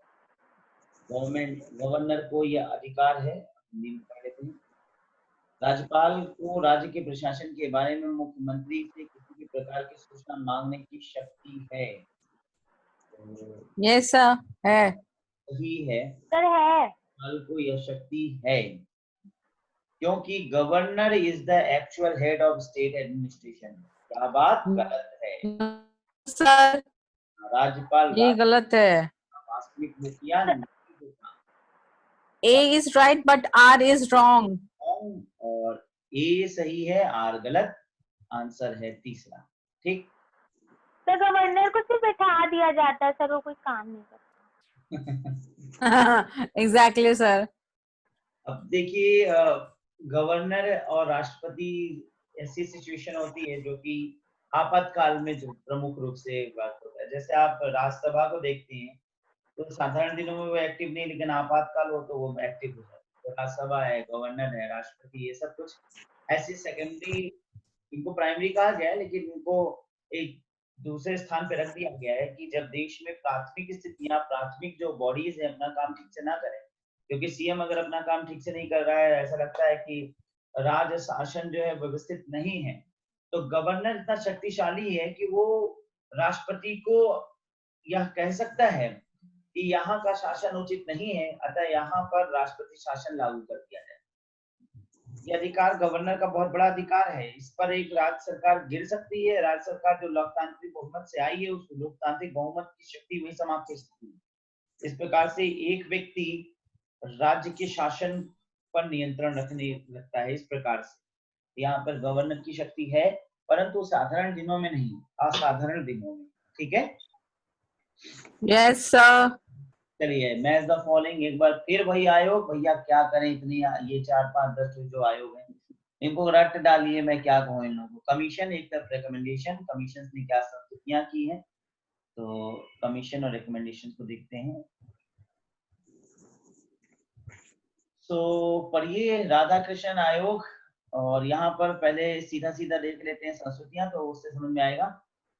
3 वर्षीय माध्यमिक और 4 वर्षीय उच्चतर शिक्षा प्रणाली की शुरुआत से संबंधित बहुभूत विद्याओं के व्यवसायिकों हेतु पाठ्यक्रम की पुनर्रचना, माध्यमिक तथा उच्च शिक्षा का एकीकरण कर देना, 3 वर्षीय स्नातक और 4 वर्षीय ऑनर्स डिग्री पाठ्यक्रम की अनुशंसा करना। तो यहाँ पर थोड़ा सा कर लेते हैं, मैं द फॉलोइंग देखने के लिए।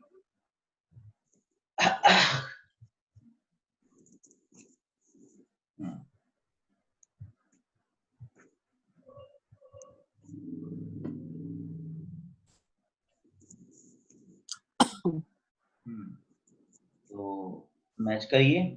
राधा कृष्ण आयोग को हम माध्यमिक तथा उच्च शिक्षा का एकीकरण के लिए रख सकते हैं, ए का 3 रख सकते हैं। और मुदालियर आयोग 3 वर्षीय माध्यमिक और 4 वर्षीय उच्चतर शिक्षा प्रणाली की शुरुआत से संबंधित था। बी का 1, सी को 4 से ऐड कर लीजिए। 3 वर्षीय स्नातक और 4 वर्षीय ऑनर्स डिग्री पाठ्यक्रम की अनुशंसा की थी कोठारी आयोग ने। और डी को 2, बहुत विद्याओं के व्यवसायिक हेतु पाठ्यक्रम की पुनर्संरचना, सैम पित्रोदा आयोग ने अपने रिकमेंडेशन दिया। सर तीसरा होगा। तीसरा इसका आंसर है। आइए आगे। Kothari, Yes, sir. कोठारी से ही आंसर मिल गया सर। कोठारी आता है तो पूरा आंसर मिल जाएगा सर, थर्ड वाले से। कोठारी से भी, और सैम पित्रोदा भी। सैम पित्रोदा ने जो कहा ना कि बहुत विद्याएं व्यवसायिक हेतु पाठ्यक्रम की पुनर्संरचना, यस सर। तभी आयोग सैम पित्रोदा ने स्पष्ट कहा कि reconstruction of curriculum professional many skills, skills की बात आ गई, मिशन आ जाएगा सैम पित्रोदा। चलिए आगे आते हैं। 138 138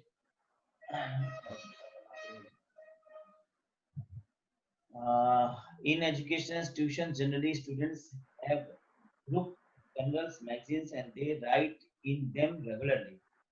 Which among the following are the right statements for publication of journals in form of informal evaluation method? English में, हिंदी में पढ़ते हैं। शैक्षणिक संस्थाओं में सामान्यतः विद्यार्थियों के पास समूह जर्नल्स पत्रिकाएं होती हैं, वे उनमें नियमित रूप से लिखते रहते हैं। निम्नलिखित में से ऐसे कौन से कथन सही हैं जो जर्नल निकालने के लिए अनौपचारिक मूल्यांकन की पद्धति के रूप में होते हैं? अनौपचारिक मूल्यांकन की पद्धति, औपचारिक मूल्यांकन की पद्धति। ऑप्शन ए है। सर क्वेश्चन एक बार समझा दीजिए सर, क्वेश्चन नहीं आया समझ में वाला।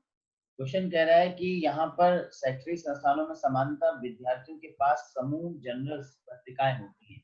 जनरली बच्चे पत्रिकाएं और जर्नल्स विश्वविद्यालय में या शिक्षण क्षेत्र में रखते हैं और वे उनमें नियमित रूप से लिखते रहते हैं, यानी पेपर्स पब्लिश करते हैं, आर्टिकल्स लिखते हैं, ठीक है, जो संस्थानों में लिखा जाता है, ठीक है ना। जैसे मैगजीन निकल रही है तो आप उसमें आर्टिकल दे रहे हो।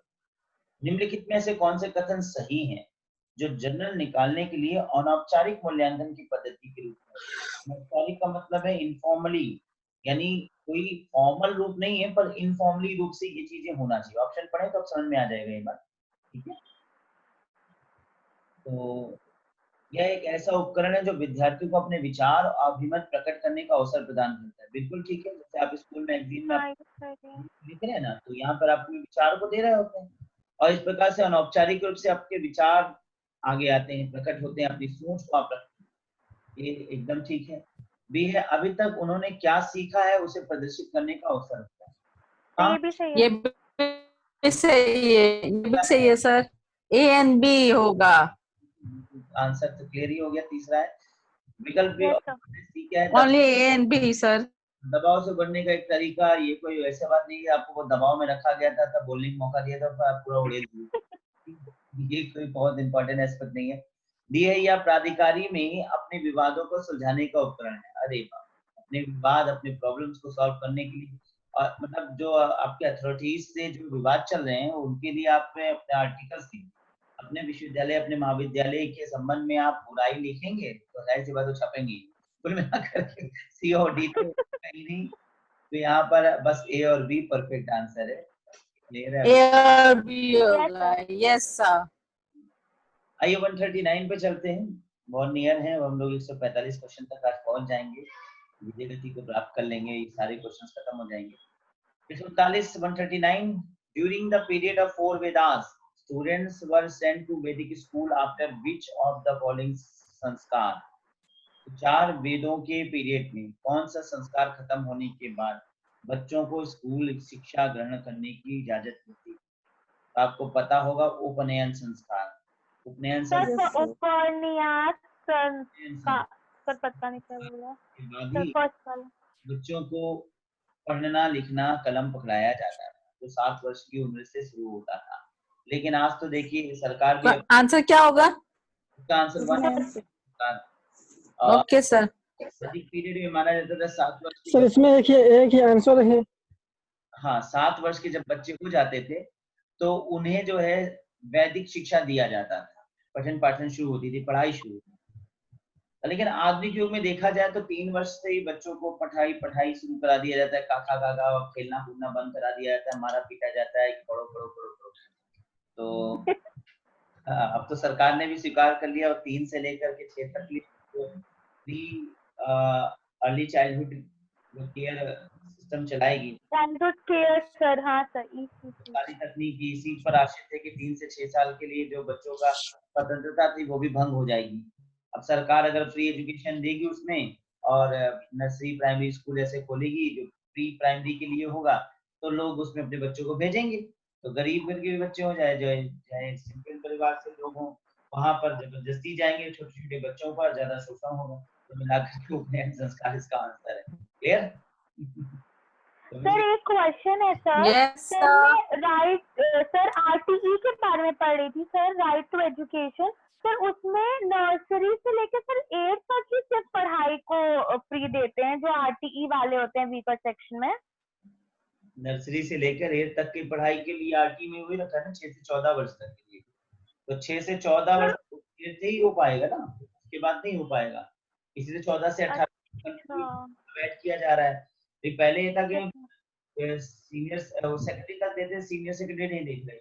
8 तक की पढ़ाई के फीस दिया जाएगा। अगर कक्षा 9 में जाना, हाई स्कूल देना है, तो बच्चा जब 8 तक पढ़ लेगा तो कहीं ना कहीं से पैसे का जुगाड़ करेगा, 9 के लिए पैसा देगा। अब 9 से प्रैक्टिकल शुरू होता है, मेन खर्चा वहीं से शुरू होता है, वहीं से सरकार हाथ खींच। तो ग्रामीण परिक्षेत्र सर उसमें से प्राइवेट स्कूल के बारे में स्पेशली लिखा था, गवर्नमेंट वाले में नहीं लिखा था सर, मैं पढ़ रही थी। वही तो देखा जा रहा था कि अगर आप ग्रामीण परिक्षेत्र में चले जाइए तो बड़ी प्रॉब्लम है। वहां पे जो गरीब बच्चे हैं, भाई आप सरकार कह रही है चलो आप फ्री एजुकेशन देंगे, मिड डे मील योजना देंगे, कक्षा 8 तक पढ़ा के छोड़ दिया, 8 के बाद उनसे कहा जा रहा है पैसे ला के दो। वो बच्चे इस उम्र में 14 साल की उम्र में कमाने निकलेंगे तभी तो पैसे ला के देंगे, घर परिवार से अभी तो यस सर। मिल नहीं रहा था। जब शुरुआत से पैसा मिलता रहता है तो थोड़ा थोड़ा पैसा भी मिलता रहता है, घर वालों ने कभी पैसा दिया नहीं और सरकार ने फ्री एजुकेशन बंद कर दिया। फ्री एजुकेशन बंद हो जाएगा तो वो कहाँ जाएगा, अंत में फिर वो काम करने निकल जाएगा। जब वो काम करने जाएगा तो वो बिजली फैक्ट्री में काम करेगा, माचिस की फैक्ट्री में काम करेगा, लेबर का काम करेगा, अभी सब काम जब वो करेगा तो कुछ पैसा कमाएगा और उसमें प्रैक्टिकल की फीस, कक्षा 9 में अगर वो पढ़ना चाहता है, उसका साइंस अच्छा है, मैथ्स अच्छा है, प्रैक्टिकल की फीस कहाँ से देगा वो। अब अलग बात है कि आप उससे कह दो आर्ट साइड लेके पढ़ो ना, आर्ट साइड नहीं पढ़ना चाहता, अगर योग्य है उसके अंदर साइंस की क्षमता है तो फीस उसके पास है नहीं, सरकार कोई मदद करेगी नहीं। सरकार मदद करेगी उनको जो नवोदय विद्यालय में है, सरकार मदद करेगी उनको जो बड़े सक्षम होंगे, जो मेरिटोरियस होंगे। भाई सक्षमता और मेरिटोरियस का एग्जामिनेशन जाएं, दें, पास करें, ऐसे तो कुछ ही लोग होंगे। जरूरी नहीं कि सभी आदमी मेरिटोरियस हो, सभी आदमी सक्षम हो। मेरिटोरियस होना ही अच्छी बात हो ये जरूरी नहीं है, और मेरिटोरियस होगे तभी मदद मिलेगी ये जरूरी तो नहीं होना चाहिए। जरूरी नहीं है। बिल्कुल इस प्रकार से देखा तो जाए सर इससे बेटर है कि 8 के बाद आरटीआई लागू करें उन वीकर सेक्शन के लिए जो सच में नहीं पे कर पा रहा है। सर 8 तक तो जनरली पेरेंट्स मैनेज कर लेंगे अगर देखा जाए तो। बिल्कुल भाई कमजोर शिक्षा और कहा जाए 8 तक के तो फीस भी कम रहती है। अगर अब देखा जाए माँ बाप खुद ही चाहेंगे अभी बच्चा छोटा है इससे क्या काम ले, तो इसको स्कूल भेजो। जब उससे काम लेने की उम्र है तब आपने उसकी पढ़ाई जो है वो फ्री कर दिया यानी जाहिर सी बात है पढ़ाई फ्री नहीं, पढ़ाई पैसे ले लिए। जाहिर सी बात है ये कमियां थी और इसलिए बहुत अच्छा इसमें इनिशिएटिव रखा गया। लेकिन हमें अब मन खराब होता है कि 2019 से मसौदा बना, मसौदा तो 1 साल ऐसे ही भी दिया।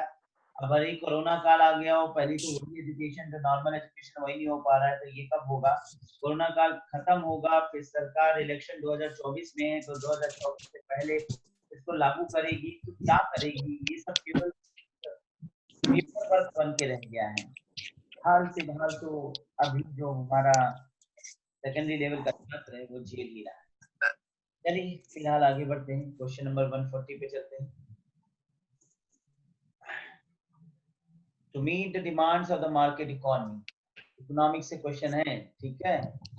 To meet the demand Yes, of sir. the economy and to prepare qualified graduates who can compete with their counterparts in the international market. Which of the following is related to the first and important change in Indian higher education? बाजार अर्थव्यवस्था की मांग को पूरा करने और योग्य स्नातक तैयार करने हेतु जो अंतरराष्ट्रीय बाजार में अपने समकक्षों से प्रतिस्पर्धा कर सकें, वर्तमान भारतीय उच्च शिक्षा में सर्वप्रथम और महत्वपूर्ण परिवर्तन निम्नलिखित में से किससे जुड़ा है। तो वर्तमान भारतीय बाजार अर्थव्यवस्था को देखते हुए देखें, अर्थव्यवस्था के अकॉर्डिंग योग्य स्नातक तैयार करने के लिए अंतरराष्ट्रीय बाजार में, इंटरनेशनल मार्केट में अपने समकक्षों से प्रतिस्पर्धा कर सके, यानी ऐसे स्नातक तैयार हों जो इंटरनेशनल बाजार में से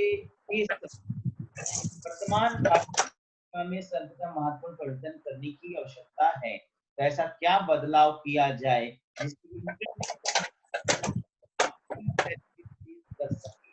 तो आप उत्तर ऑप्शन रख रहा हूँ, ऑप्शन है यहाँ पर एडमिशन प्रोसेस में चेंज लाया जाए, दूसरा है पाठ्यक्रम में बदलाव लाया जाए, पाठ्यक्रम इस प्रकार से रखने की कोशिश करिए, तीसरा है एजुकेशनल टेक्नोलॉजी, टीचिंग टेक्नोलॉजी पे बदलाव ला दिया जाए, पढ़ाने का तरीका बदल दिया जाए, चौथा है अपॉइंटमेंट ऑफ टीचर्स, टीचर्स की नियुक्तियों में बदलाव लाया जाए। तो क्या सब उत्तर देंगे आप? सर मेरे हिसाब से तो 3 और 4 दोनों ही होना चाहिए, बट ज्यादा स्ट्रॉन्ग सर 3 लग रहा है मुझे। अच्छा, और लोग उत्तर दें, उत्तर दीजिए।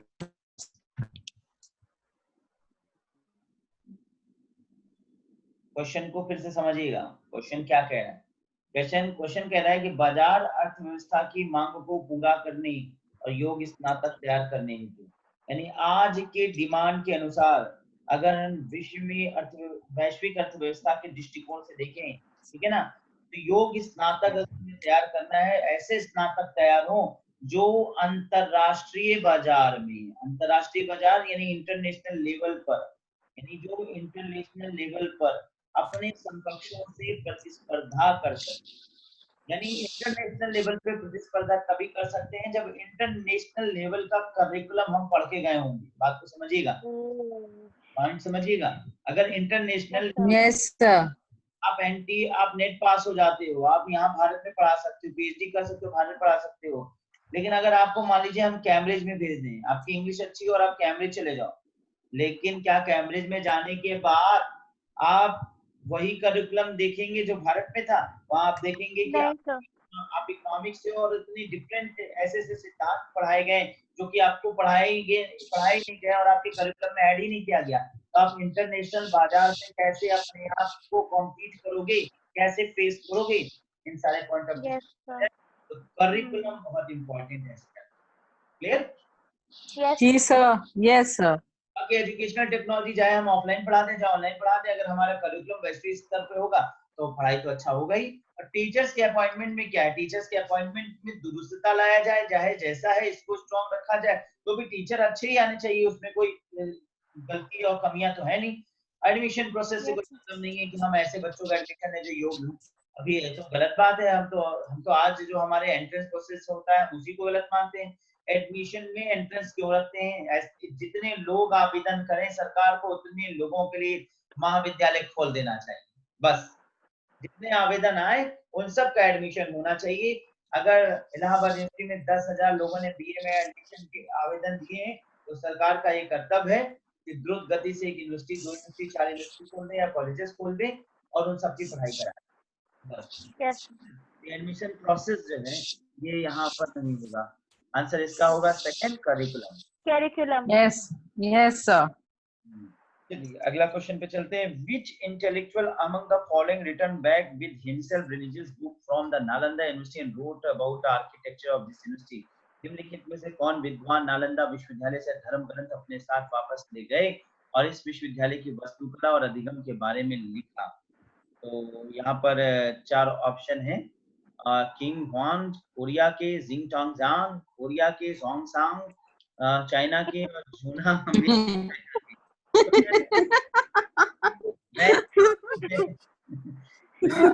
ये फेमस नाम है और ये सही भी है। इन्होंने कौन सा sir? नालंदा विश्वविद्यालय के संबंध में विवेचना करी और नारायण उस समय आए थे जब भारत में नालंदा विश्वविद्यालय अपने परचम पे था। तो इसका उत्तर तीसरा है। सर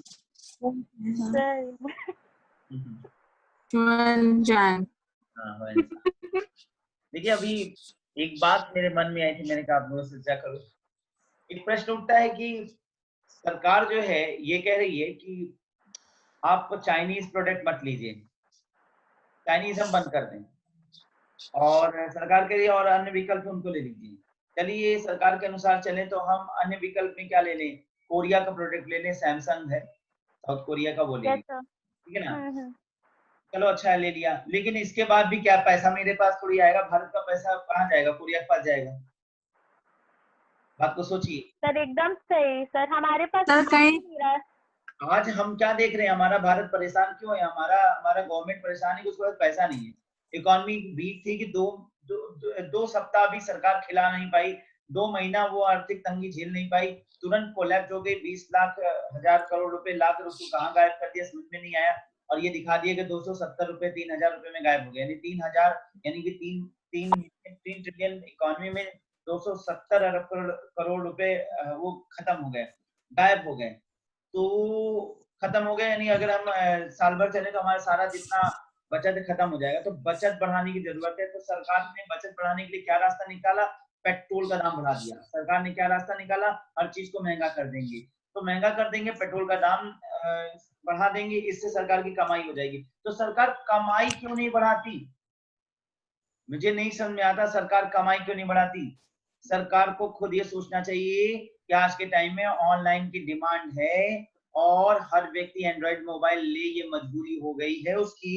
ऐसे में हम सैमसंग यानी साउथ कोरिया को अपना पैसा आप दें, कल को साउथ कोरिया से झगड़ा हो जाए तो साउथ कोरिया का सामान छोड़ दो, फिर कहोगे जापान से ले लो, जापान लड़ाई कर ले तो जापान से अपना सामान क्यों नहीं बना रहा है? लावा है भारतीय मोबाइल कंपनी, परंतु उसकी क्वालिटी अच्छी नहीं है। क्या करें, हम लावा लेना नहीं चाहेंगे? बताइए। माइक्रोमैक्स भारतीय कंपनी है लेकिन उसकी क्वालिटी अच्छी नहीं है, हम उसको देख के ही खराब लगता है, उसको देखे तो उल्टी आ जाएगी कुल मिलाकर हम उसको कैसे खरीद लें, अंत में एमआई पे जाना पड़ता है। और मान लीजिए हम अभी एमआई को इस्तेमाल कर रहे हैं, हमारे खुद इच्छा नहीं है कि एमआई के प्रोडक्ट्स लें, लेकिन हम करें तो क्या करें, गवर्नमेंट ऑफ इंडिया प्रमोशन दे ही नहीं रही है। सरकार के पास इतना पैसा है, उसे बैंक में रखा हुआ है, उसमें से आप 100 करोड़ निकालिए, 100 लाख करोड़ निकालिए और मोबाइल बनवा डालिए, और मोबाइल इतने सस्ते होना चाहिए कि एमआई वाले खुद ही बेचना बंद कर देंगे। भारत में फायदा नहीं हुआ, खरीदा कोई नहीं जाता, खरीदता नहीं। 1000 रुपए में आप एंड्रॉइड का मोबाइल निकालिए, ऑनलाइन क्वालिटी बेस्ट दीजिए, बीएसएनएल सर्विस प्रोवाइड कीजिए, आप दीजिए 50 रुपया में इंटरनेट, क्यों 75 रुपया में हम जियो का इंटरनेट प्रयोग कर रहे हैं। आप इतना सस्ता हर चीज कर दीजिए कि वो हर घर की आवश्यकता बन जाए। कैसे नहीं, घर से पैसा निकल के बीएसएनएल के जेब में पहुंच जाएगा और सरकार के खजाने में नहीं जमा हो जाएगा। सरकार प्रयास तो करे, परंतु सरकार सिर्फ एक काम कहती है कि आप लोकल हो जाओ, ग्लोबल कहने से केवल विकास हो जाएगा। ऐसे तो हम जहाँ हैं वहीं रह जाएंगे, कुछ दिनों में लोग भूल जाएंगे, कोरोना वायरस खत्म हो जाएगा और फिर वही एमआई का फोन सस्ता पड़ेगा तो लोग उसकी अच्छे से अच्छी और भी अच्छी क्वालिटी वाला ब्रांडेड वाला ले लेंगे। कुछ नहीं होने वाला है, और किसी को पता तक नहीं है कि किस कंपनी का कौन सा है।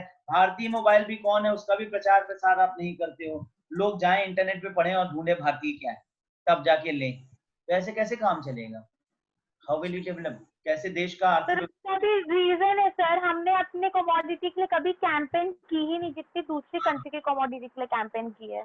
कभी नहीं तो कैंपेन। किस वजह से? जो अगर मोटरसाइकिल लगा करके दो लड़के बैठ के सिम बांट रहे हैं तो बीएसएनएल क्या सो रहा था? रियलिटी में सो रहा था। बीएसएनएल का 4G टेक्नोलॉजी अभी 4 महीना 5 महीना 6 महीना पहले आया, जबकि जियो उसको 4 साल पहले से लगा रहा है। जबकि वो जियो जो अपनी 4G टेक्नोलॉजी को लॉन्च किया वो भारत के मोबाइल, भारत के ही सैटेलाइट से करता है। और अब तो छोड़िए, अब तो सरकार ने ये भी कह दिया कि सैटेलाइट टेक्नोलॉजी वगैरह भी सब प्राइवेट हो जाएगी। यानी अब कल को आप सुनेंगे कि अंबानी साहब ने अपनी सैटेलाइट छोड़ी है, तब वो और सस्ता मोबाइल और सस्ता इंटरनेट कर देंगे, तब सरकार चाहकर भी चुनौती नहीं कर पाएगी, इनसे फेस नहीं कर पाएगी।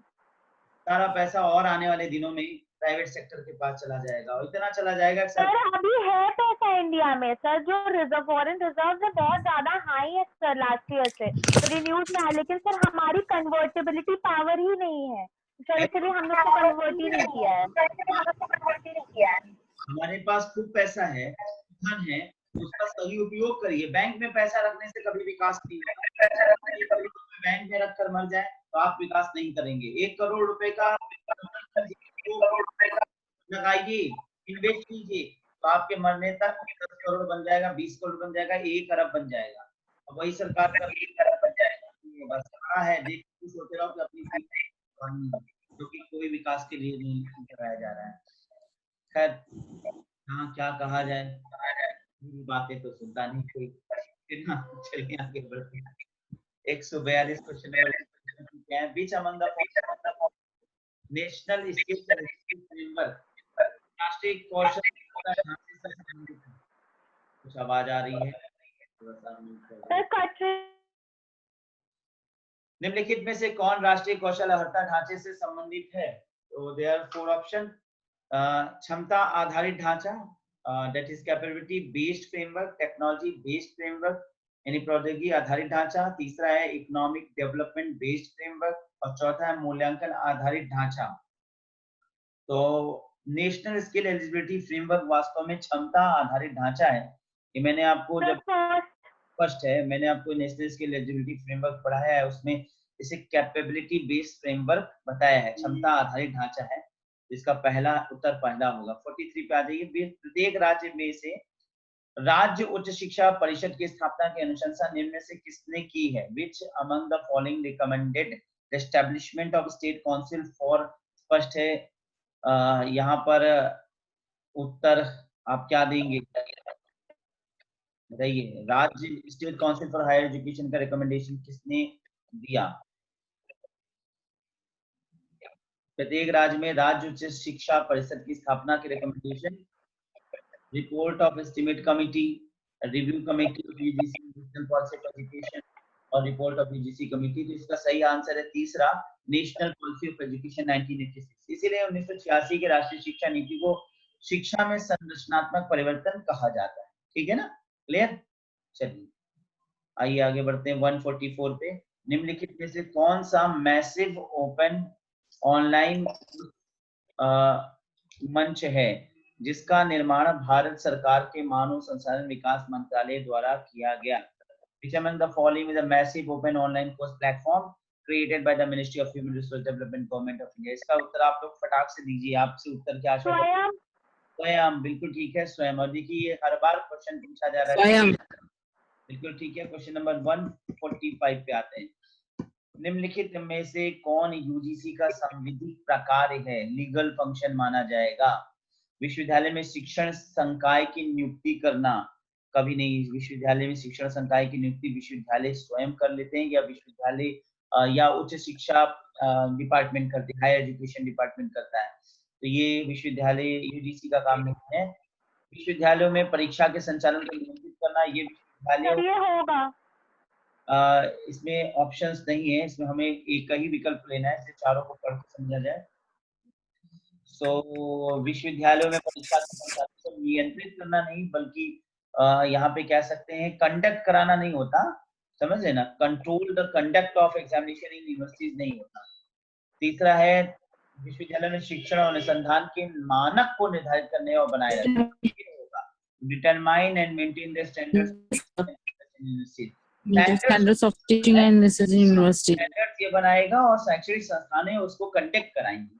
चौथा है विश्वविद्यालय के कार्यक्रमों के लिए पाठ्यक्रम विकसित करना, ये भी इसका काम नहीं है। पाठ्यक्रम विकसित करने का काम जनरली एनसीईआरटी का होता है। और यहाँ पर देखें तो तीसरा सबसे ज्यादा पावरफुल ऑप्शन शिक्षण और संस्थान के मानक को निर्धारित करने और बनाए रखना। तो आंसर होगा तीसरा, 145 का तीसरा। इसी के साथ मैंने आप लोगों को पूरे दिसंबर 2019 तक के क्वेश्चन, यानी कि हायर एजुकेशन में जितने क्वेश्चन अब तक हुए हैं एग्जामिनेशन से लेकर के 15 सालों में, उन सारे क्वेश्चंस को मैंने यहाँ पर करा दिया। यानी अगर कहा जाए तो जितने क्वेश्चंस 15 सालों में, यानी 145 क्वेश्चन जो महत्वपूर्ण थे, उनको मैंने शॉर्टलिस्ट करके यहाँ पर डिस्कस किया। लगभग 5-7 वीडियोस में ये क्वेश्चन डिस्कशन हुआ है और क्वेश्चन का ये लास्ट वीडियो था। इसके बाद अब अगला एग्जाम जब हो जाएगा तो उसका एक अलग वीडियो बनाया जाएगा। तो आशा है कि आप लोगों को ये वीडियो पसंद आया होगा, और अच्छा लगे तो लाइक करिए, शेयर कीजिए, सब्सक्राइब करिए और बेल आइकॉन दबाना ना भूलिए, जिससे कोई नोटिफिकेशन जो मैं आपको कोई नया वीडियो बनाता हूँ तो कोई भी नोटिफिकेशन आपसे ना छूटे और आप तक तुरंत सूचना पहुंच जाए। तो फिर मिलेंगे नए वीडियो के साथ, तब तक के लिए नमस्कार।